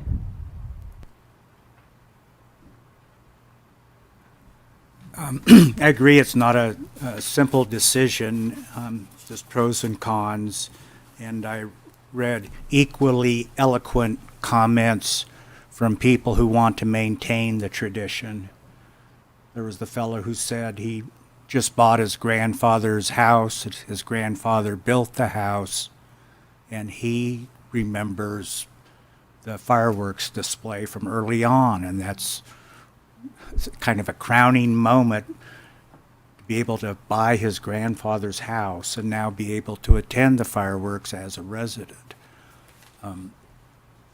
But we have some legitimate concerns. We've described pollution, trash, traffic, and evacuation are highlights. And there's the question of how much are we actually adding to visitations with the fireworks event. And for me, that's a big question mark. I don't know that there's a net increase in the town's population and that the increase at Donner Lake is anything other than second homeowners coming to the lake to enjoy the fireworks, which, however, while maybe not a net increase in overall visitations, does add to that 15,000. And the best number I'm hearing for the impact of the fireworks is it adds 3,000 to 5,000 people on the lake, which brings us to the issue of mitigation. And I agree, we really want to focus on cleaning up the trash and mitigating the traffic. And then the question is, how much responsibility should the rec district have for that when the impact is occurring not on the rec district property but elsewhere on the lake? And recognizing that the benefit to the community, the benefit of celebrating not only Independence Day, but also a local community tradition that helps bind us, shouldn't that burden be shared by more than the park district, since the community's benefiting from it? So let me sum up by saying I'm inclined to agree with staff. I think the town should take on, except for my thinking, the town should take on more of the burden. And I don't know where to draw the line on that, but it certainly needs to help on the mitigation and traffic control, because that's beyond the rec district's jurisdiction. And we're only talking about this year. I think staff's made it very clear. We're only talking about this year. It's too late to hold a different event. We need to talk about the long-term future, whether the nighttime event needs to be different in some fashion. But anyway, I feel pretty close to what the other two council members have said so far. If I think we're inclined to adopt staff's recommendation, I would like to see the town, however, take on more of the burden, because I think the town-wide is getting a benefit. Councilmember Zabriskie, I appreciate those comments. Can I clarify? So the action is, authorizing staff to issue a special event permit. I'm here, you're saying yes, and then take on more of the burden. So you're saying we would continue to waive the fees.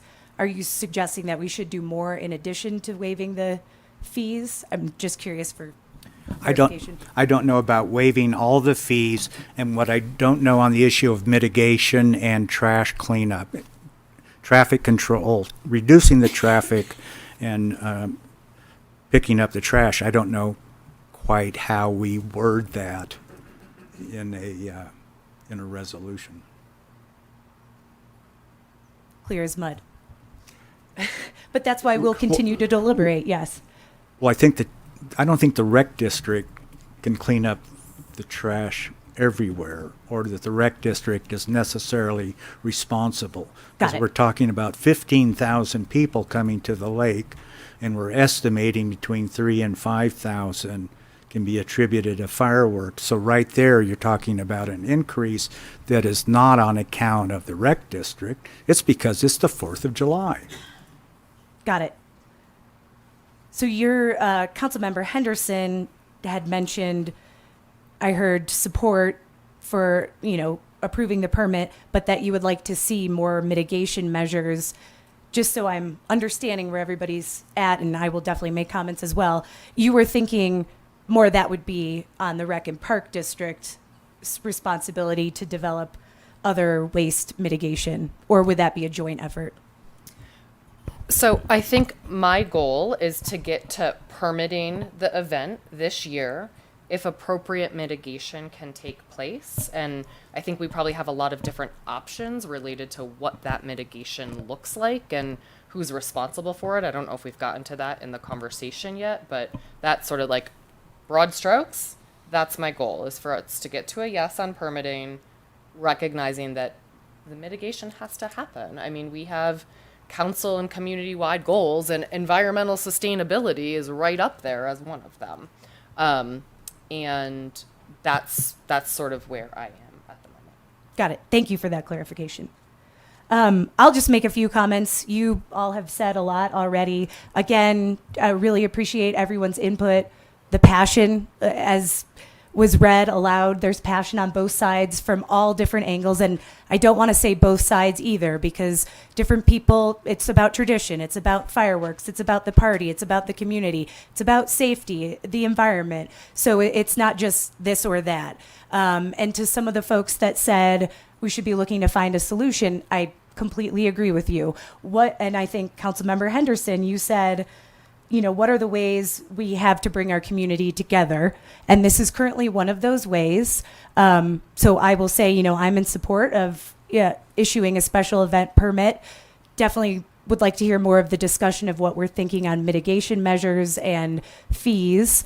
And then I am excited about also asking staff to return to council with a discussion on the future of events in Truckee. I think everybody has kind of mentioned the special events policy. I think that's really important, and it's bigger than just this event. What kind of events do we want to have in this town, and when do we want to have them? And this is a conversation for all of us. And we're not determining tonight if it's never again on the 4th or always on the 4th, but I'd like to continue this conversation. You know, currently our special events policy permits 17 events during the peak period. Is that what we're still comfortable with? Maybe we want to decrease that, or maybe we need to add mitigation measures that don't exist there as well. So I would say, again, I'm supportive of moving forward with the permit for this year's event. And then look forward to a broader conversation on events, including fireworks, in the future. So with that, I think now, go ahead, Councilmember Henderson. Can I just ask a question of my fellow council members? I'm hearing, I think some support for, permitting this year. I think some of us have, certain things that we need to get us to that place around mitigation, et cetera. I don't know if I heard everyone speak to sort of the reimbursement of the fee itself. And I know, we're not even talking about the mitigation and who's responsible for the costs and resources associated with that. So I was just curious if I could get a pulse if my fellow council members would speak to that. Councilmember Zabriskie, I see you hitting your microphone button. Right. Several of the commenters, and I believe the rec district as well, pointed out that what they're doing is providing a community service. They don't make any money off this event. They're doing it in the public interest, for the public benefit. People turn out for it. I think the town ought to be a part of it. And we have these longer term issues that require us to have a discussion about the future. But for certainly this July 4th, I think we ought to be a partner on this. And I would support continuing to pay the costs.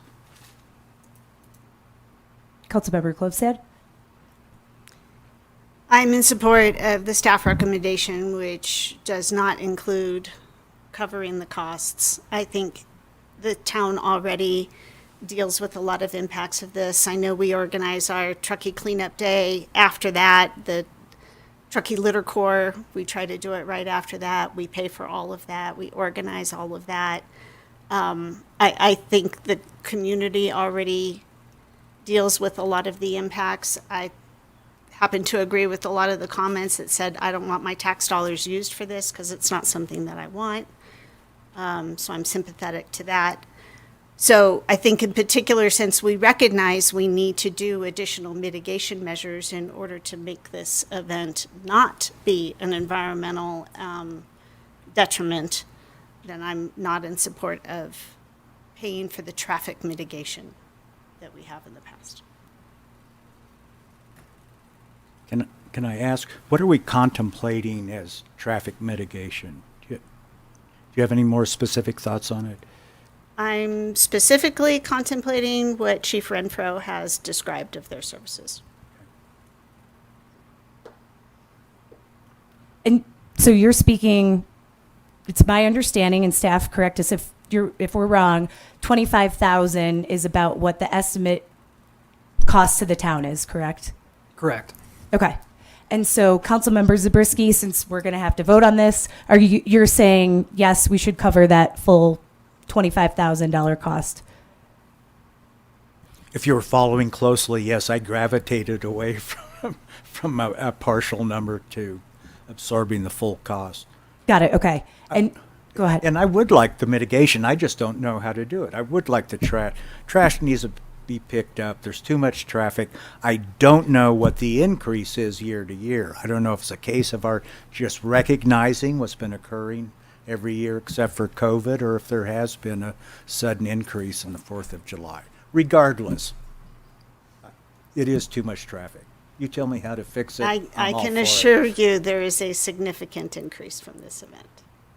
You're welcome to join me this year at my house, and you can observe. Did you hear me say I ever go to the fireworks? No. And Councilmember Klofstad, does your view on covering any of the fees change based on who does the mitigation. Like we're not, I feel like this could be a balance, are we saying, hey, Truckee Donner Rec and Park District, you have to do X, Y, and Z more post fireworks in addition to what Sven outlined, which will come at a cost to them. And if they did more post show mitigation efforts, would that make you feel more comfortable waiving some of the town fees? Because I kind of heard you say, since the town's going to have to deal with all the post-show mitigation, you wouldn't want to do this. So I guess if it was more of a partnership, or If it was more of a partnership, certainly I'd be willing to consider negotiating that or navigating it. But all I hear is the mitigation on the West End Beach event. There's mitigation that needs to be done throughout the watershed. And I feel very strongly about that. Mayor, maybe I can throw out solutions there for you all to consider. So, some options. We can waive the permits fees as we've done in the past completely, so $25,000 ish, and ask the rec district to consider mitigation measures that expand beyond West End Beach, whether that's porta potties, additional trash receptacles, help sponsor a cleanup day after that. We could have that conversation.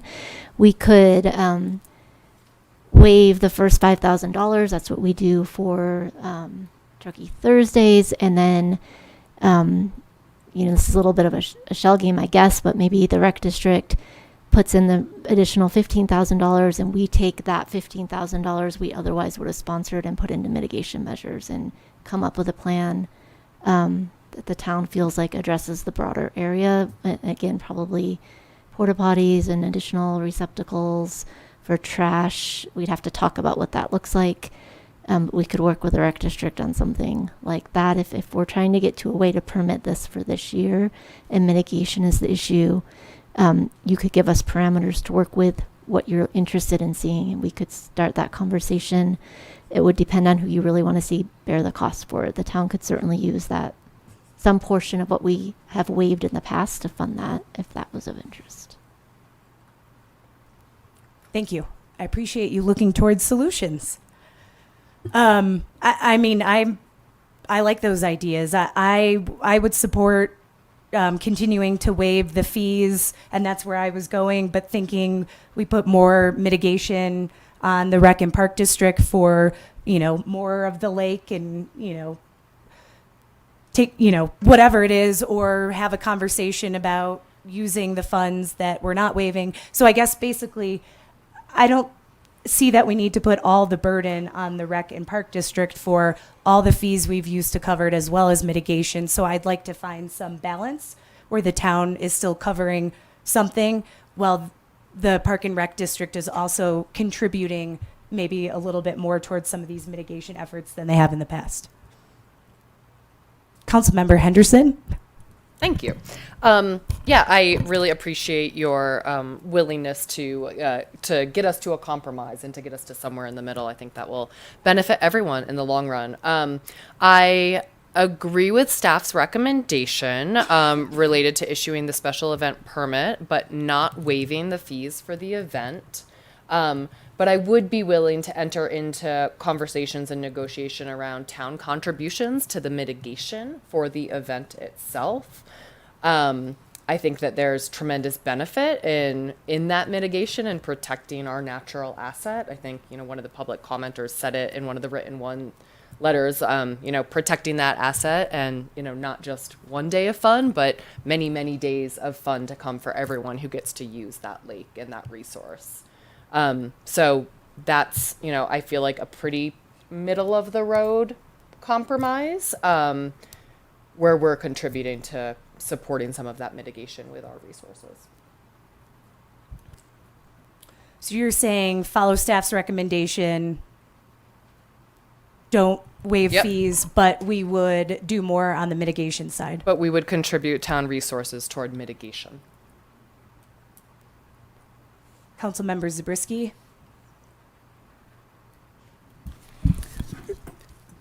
The mitigation part of it makes more sense to me. I think it should be the town handling the mitigation. We're the ones that are expressing the greater concern about the trash and traffic all around the lake, not just West End. So to me, that makes sense that if we want to have this fixed, we should be the ones to fix it. And then, but I would add waiving the $5,000 in. I would take something off of that.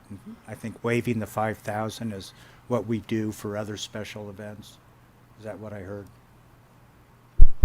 Truckee Thursday. Councilmember Klovstad, what's your feeling on some of this? I'm in alignment with Councilmember Henderson. I would follow the staff direction. I think we're probably better staffed and could do a better job of working on some of those other mitigation measures. I think they're going to clean up West End Beach because it's their property, and they're going to, do a good job of that. They have year after year. I actually think, though, one of the things that I would like to see as our special use permit evolves is focusing more on the waste mitigation, recycling, food waste, all of those options, because it sounds to me like they get a 30-yard dumpster and everything goes in the dumpster. And I think we've evolved beyond that as a community. I think we could do a better job of reducing some of those impacts, both at West End Beach and in other areas of town. I also want to just remind everybody that talked about the impact on the lake from the daily use. I'm really concerned about that too. I'm not concerned about just this one day. We have private docks and people can launch boats from private places. We have the Tahoe Donner boat launch, but the vast majority of the traffic on the lake comes from the Truckee Donner PUD boat launches, and then the vast activity on the lake comes from the public piers, which are great community assets. But if we want to mitigate what's happening on the lake on a daily basis and not just on this one day, we need to be looking at that too. And we need to be looking at it in partnership. And we've just established a great partnership to develop the art installation that will highlight the concerns and the impacts that these public docks and public access to this lake. And I hope that we can expand on that and start looking for ways that we can better manage that daily usage and reduce those impacts as well as the impacts of this one-day event. So I just wanted to add that in there. But yeah, I'm happy with the town taking on, not happy, but I will accept the town taking on the responsibility of the other mitigation measures. But I hope you're very creative, Alfred, in some of our traffic concerns and providing alternative transportation options, because that is a huge concern, and a lot of the public input focused on emergency access, emergency evacuation, and all sorts of other things related to the traffic part. So we've talked about the human waste and the litter, and I think we have clear understanding of what we can do there. The traffic seems a little bit more nebulous, but we have great staff, and I'm sure they'll work on it. Go ahead, Councilmember Henderson. Thank you, Mayor Romack. I wanted to make one clarification to my statement related to the town contributing resources and funding to the mitigation measures. So if for some reason, let's just say Alfred came back and said, I have this great concept, we can get everyone bussed in, we're going to close off the roads, it's going to cost $150,000. I am not saying that the town is going to resource all of that. What I'm saying is that there needs to be a partnership between the town and Rec and Park on what those mitigation measures are and what the resourcing looks like. And we will contribute into those resources to fund those mitigation measures. Maybe we need to say up to $20,000 to $25,000 because that's what the special permit would have been, or something like that, but put some parameters on that. I think that was an important clarification. Very good clarification. Thank you. So I'm hearing support moving along with staff's recommendation and saying that the town would contribute for mitigation measures, and I like that clarification of up to $25,000, maybe, so that way we're going at the level that we've previously done, while understanding that Rec and Park District will be bearing some additional cost. I'm hearing that for sure from the two on the end. I'm willing to accept that for this year, yes. Councilmember Zabriskie? What are people's thoughts on waiving $5,000 for the Park District as we do for the other special events? I would support that because that is in line with what we do for Truckee Thursdays. I think for Truckee Thursdays, what we're giving is $5,000. What we're talking about giving here is up to $25,000 of mitigation measures, and I feel that's quite generous. I agree with that. So, Councilmember Zabriskie, we'd like to get to a place of Right. moving forward and getting excited about this year's celebration. I'm excited. So any other thoughts or, does that make sense to go along, understanding the town, as Councilmember Klovstad is saying, would be contributing funding towards mitigation measures in excess of maybe what we do for Truckee Thursdays of the 5,000? I guess I'm still looking at it as the Park District really being only responsible for a small portion of the large crowd that comes to the lake on July 4th. And then the Park District is really providing a community benefit and no benefit to itself. So I see a $5,000 waiver as a small act on part of the town. After all, the Park District going to maintain those flying fish we want to put in on their property. That is true. It's true. I think it's true. Well, I guess we have to figure that out. That'll be our next council meeting. Councilmember Henderson or Klovstad, feeling pretty... I think the impacts associated with Truckee Thursday look really different than the impacts of this one event. That draws about 3,000 people on average to Truckee Thursday. We're talking about 15,000. The impacts are much more significant. The mitigation that's going to be required are much more significant. So, I agree with Councilmember Klovstad. $20,000 to $25,000 in mitigation is very generous. But you see where we're really only talking about 3,000 being attributable to the Park District because of their fireworks event. We have an increase of 15,000 people, but you can attribute 12,000 of that to the fact it's July 4th. I mean, you can go to Boca Reservoir, you can go to Prosser, So, Stampede on July 4th. Very valid points, Councilmember Zabriskie. Yeah. I'm getting the sense that if, getting to a place of approval would get us to, again, going with the staff recommendation with the addition of mitigation measures that the town will work on for up to $25,000.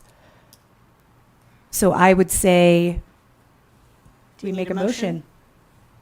I move that we authorize staff to issue a special event permit to the Truckee Donner Rec and Park District, TDRPD, for the 4th of July fireworks, but not waive fees for the event, which would require full reimbursement from the applicant for staffing and resources needed to support the event.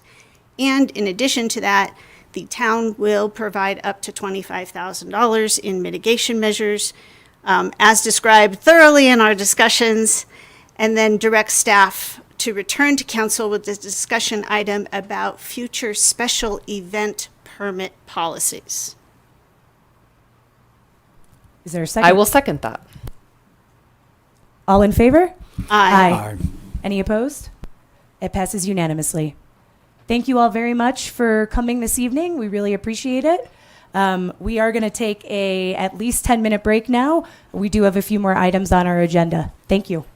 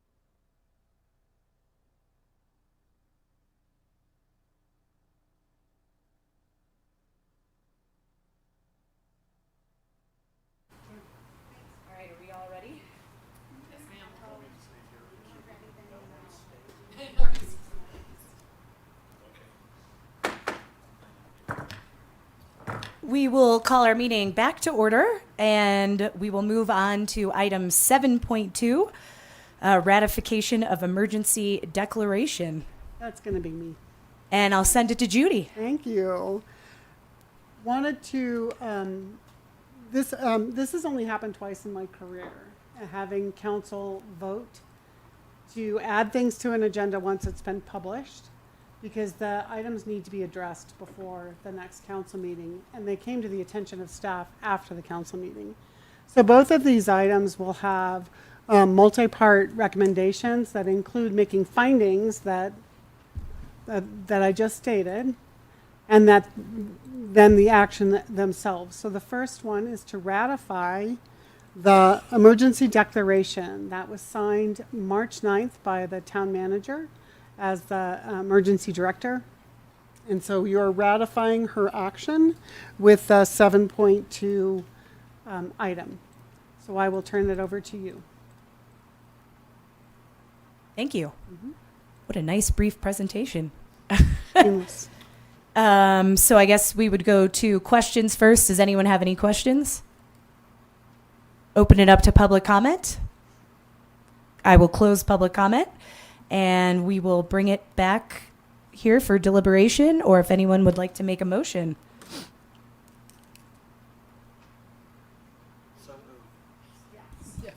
So moved and seconded.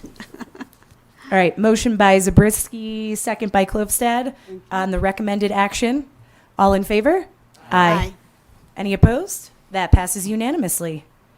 And then 7.3, Judy, Again- do you have another presentation for us? Again, another very brief presentation. This item will allow the building department to waive fees and to expedite processes to repair or replace damaged infrastructure from the storm event that you just authorized the emergency event for. So it'll help expedite and make it less expensive for folks to get repairs done if there's storm damage to their homes. So again, you have to make the findings that this item came up to your attention after the agenda was published, that the decision needs to be made before your next meeting.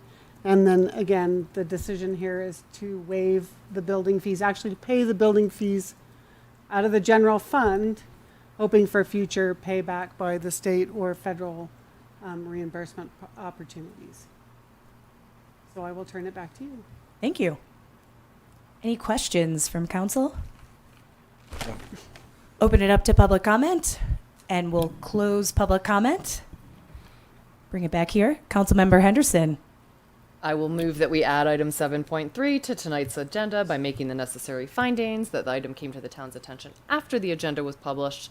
The item requires council action before the next regularly scheduled council meeting, and approve resolution 2023-15, ratifying the waiver of fees for property owners for the repair and reconstruction of storm damaged buildings and infrastructure. Is there a second? Second. All in favor? Aye. Aye. Any opposed? That passes unanimously. Thank you. And Jen or Bob, for any of the folks who are watching still at home, maybe could you just elaborate a little on what does this mean if folks have suffered any property damage? What should they do? Sure, a good question. And we'll start putting out information about this on social media and on our website so that it's clear. There's a couple different things.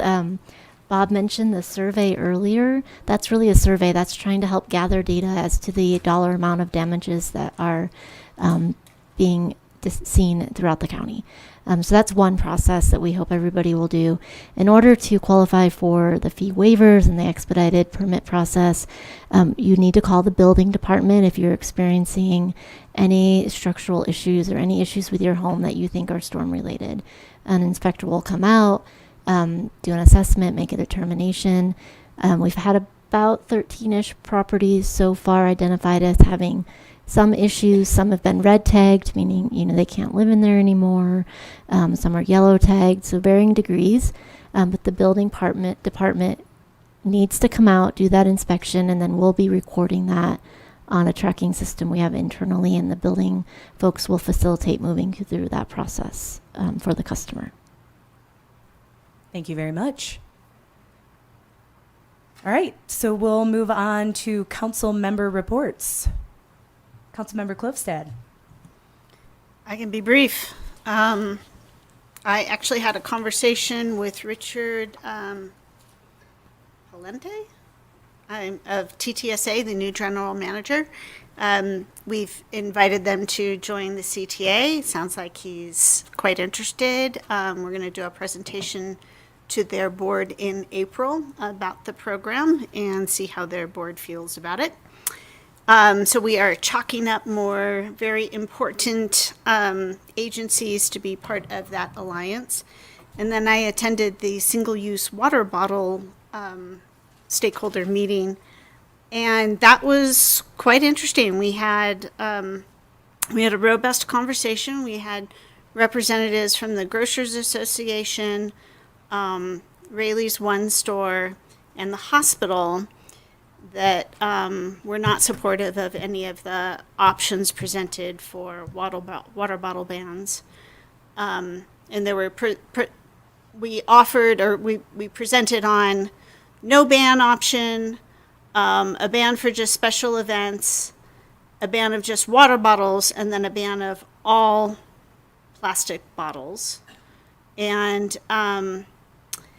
there were the three dissenting votes were the three individuals or representations that I mentioned, and everybody else on the committee supported a full water bottle ban.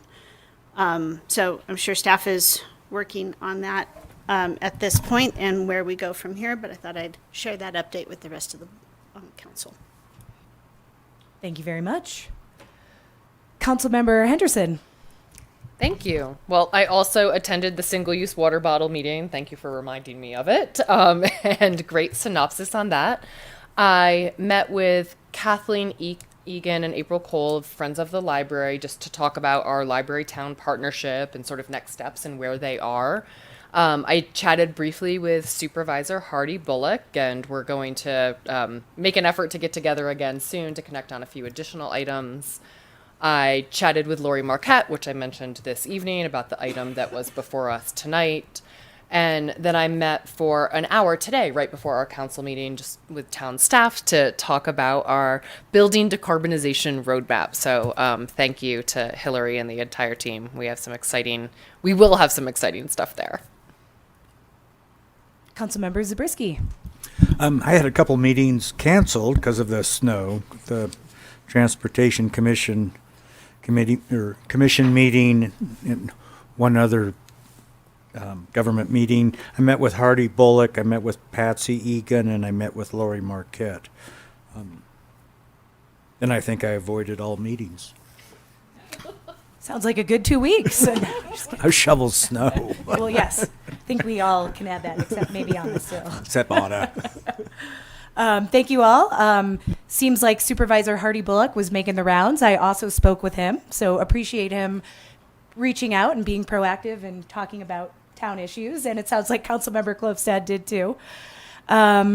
Also talked with Amy Oran with North Star yesterday, and I know town staff did. Jen covered that a little bit, but just on some of their parking plans that they are going to announce potentially next week. But I know they're watching, when storms are happening, they're dealing with that, but excited that they're looking at ways to make improvements. And I do feel like it's a testament to, as Jen mentioned earlier, some of these collaborations that we've had and discussions we've had, and them understanding that this is a big issue. So I did appreciate her taking the time for that. I had a interview with the New York Times last week, which was fun. They were just talking about the storm and talked about preparation for the atmospheric river, and called her right after I was clearing my roof. So I had real world experience. Also shout out to Jen, who climbed through snow in my backyard to take a picture of me because she was out driving around, and I'll get her a pair of snowshoes for next time. I also talked to Lori Marquette, and I also talked with Eric Smith, a board member with the Truckee Donner Park and Rec District. Appreciated both of their time.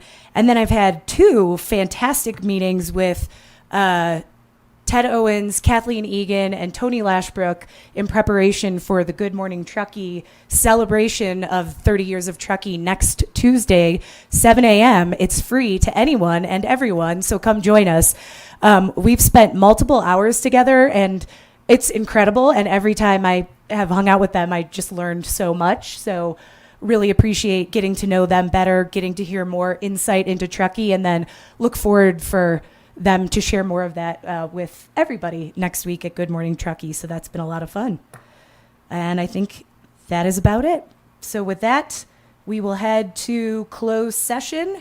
And our closed session item today is conference with real property negotiators. So we will adjourn to closed session.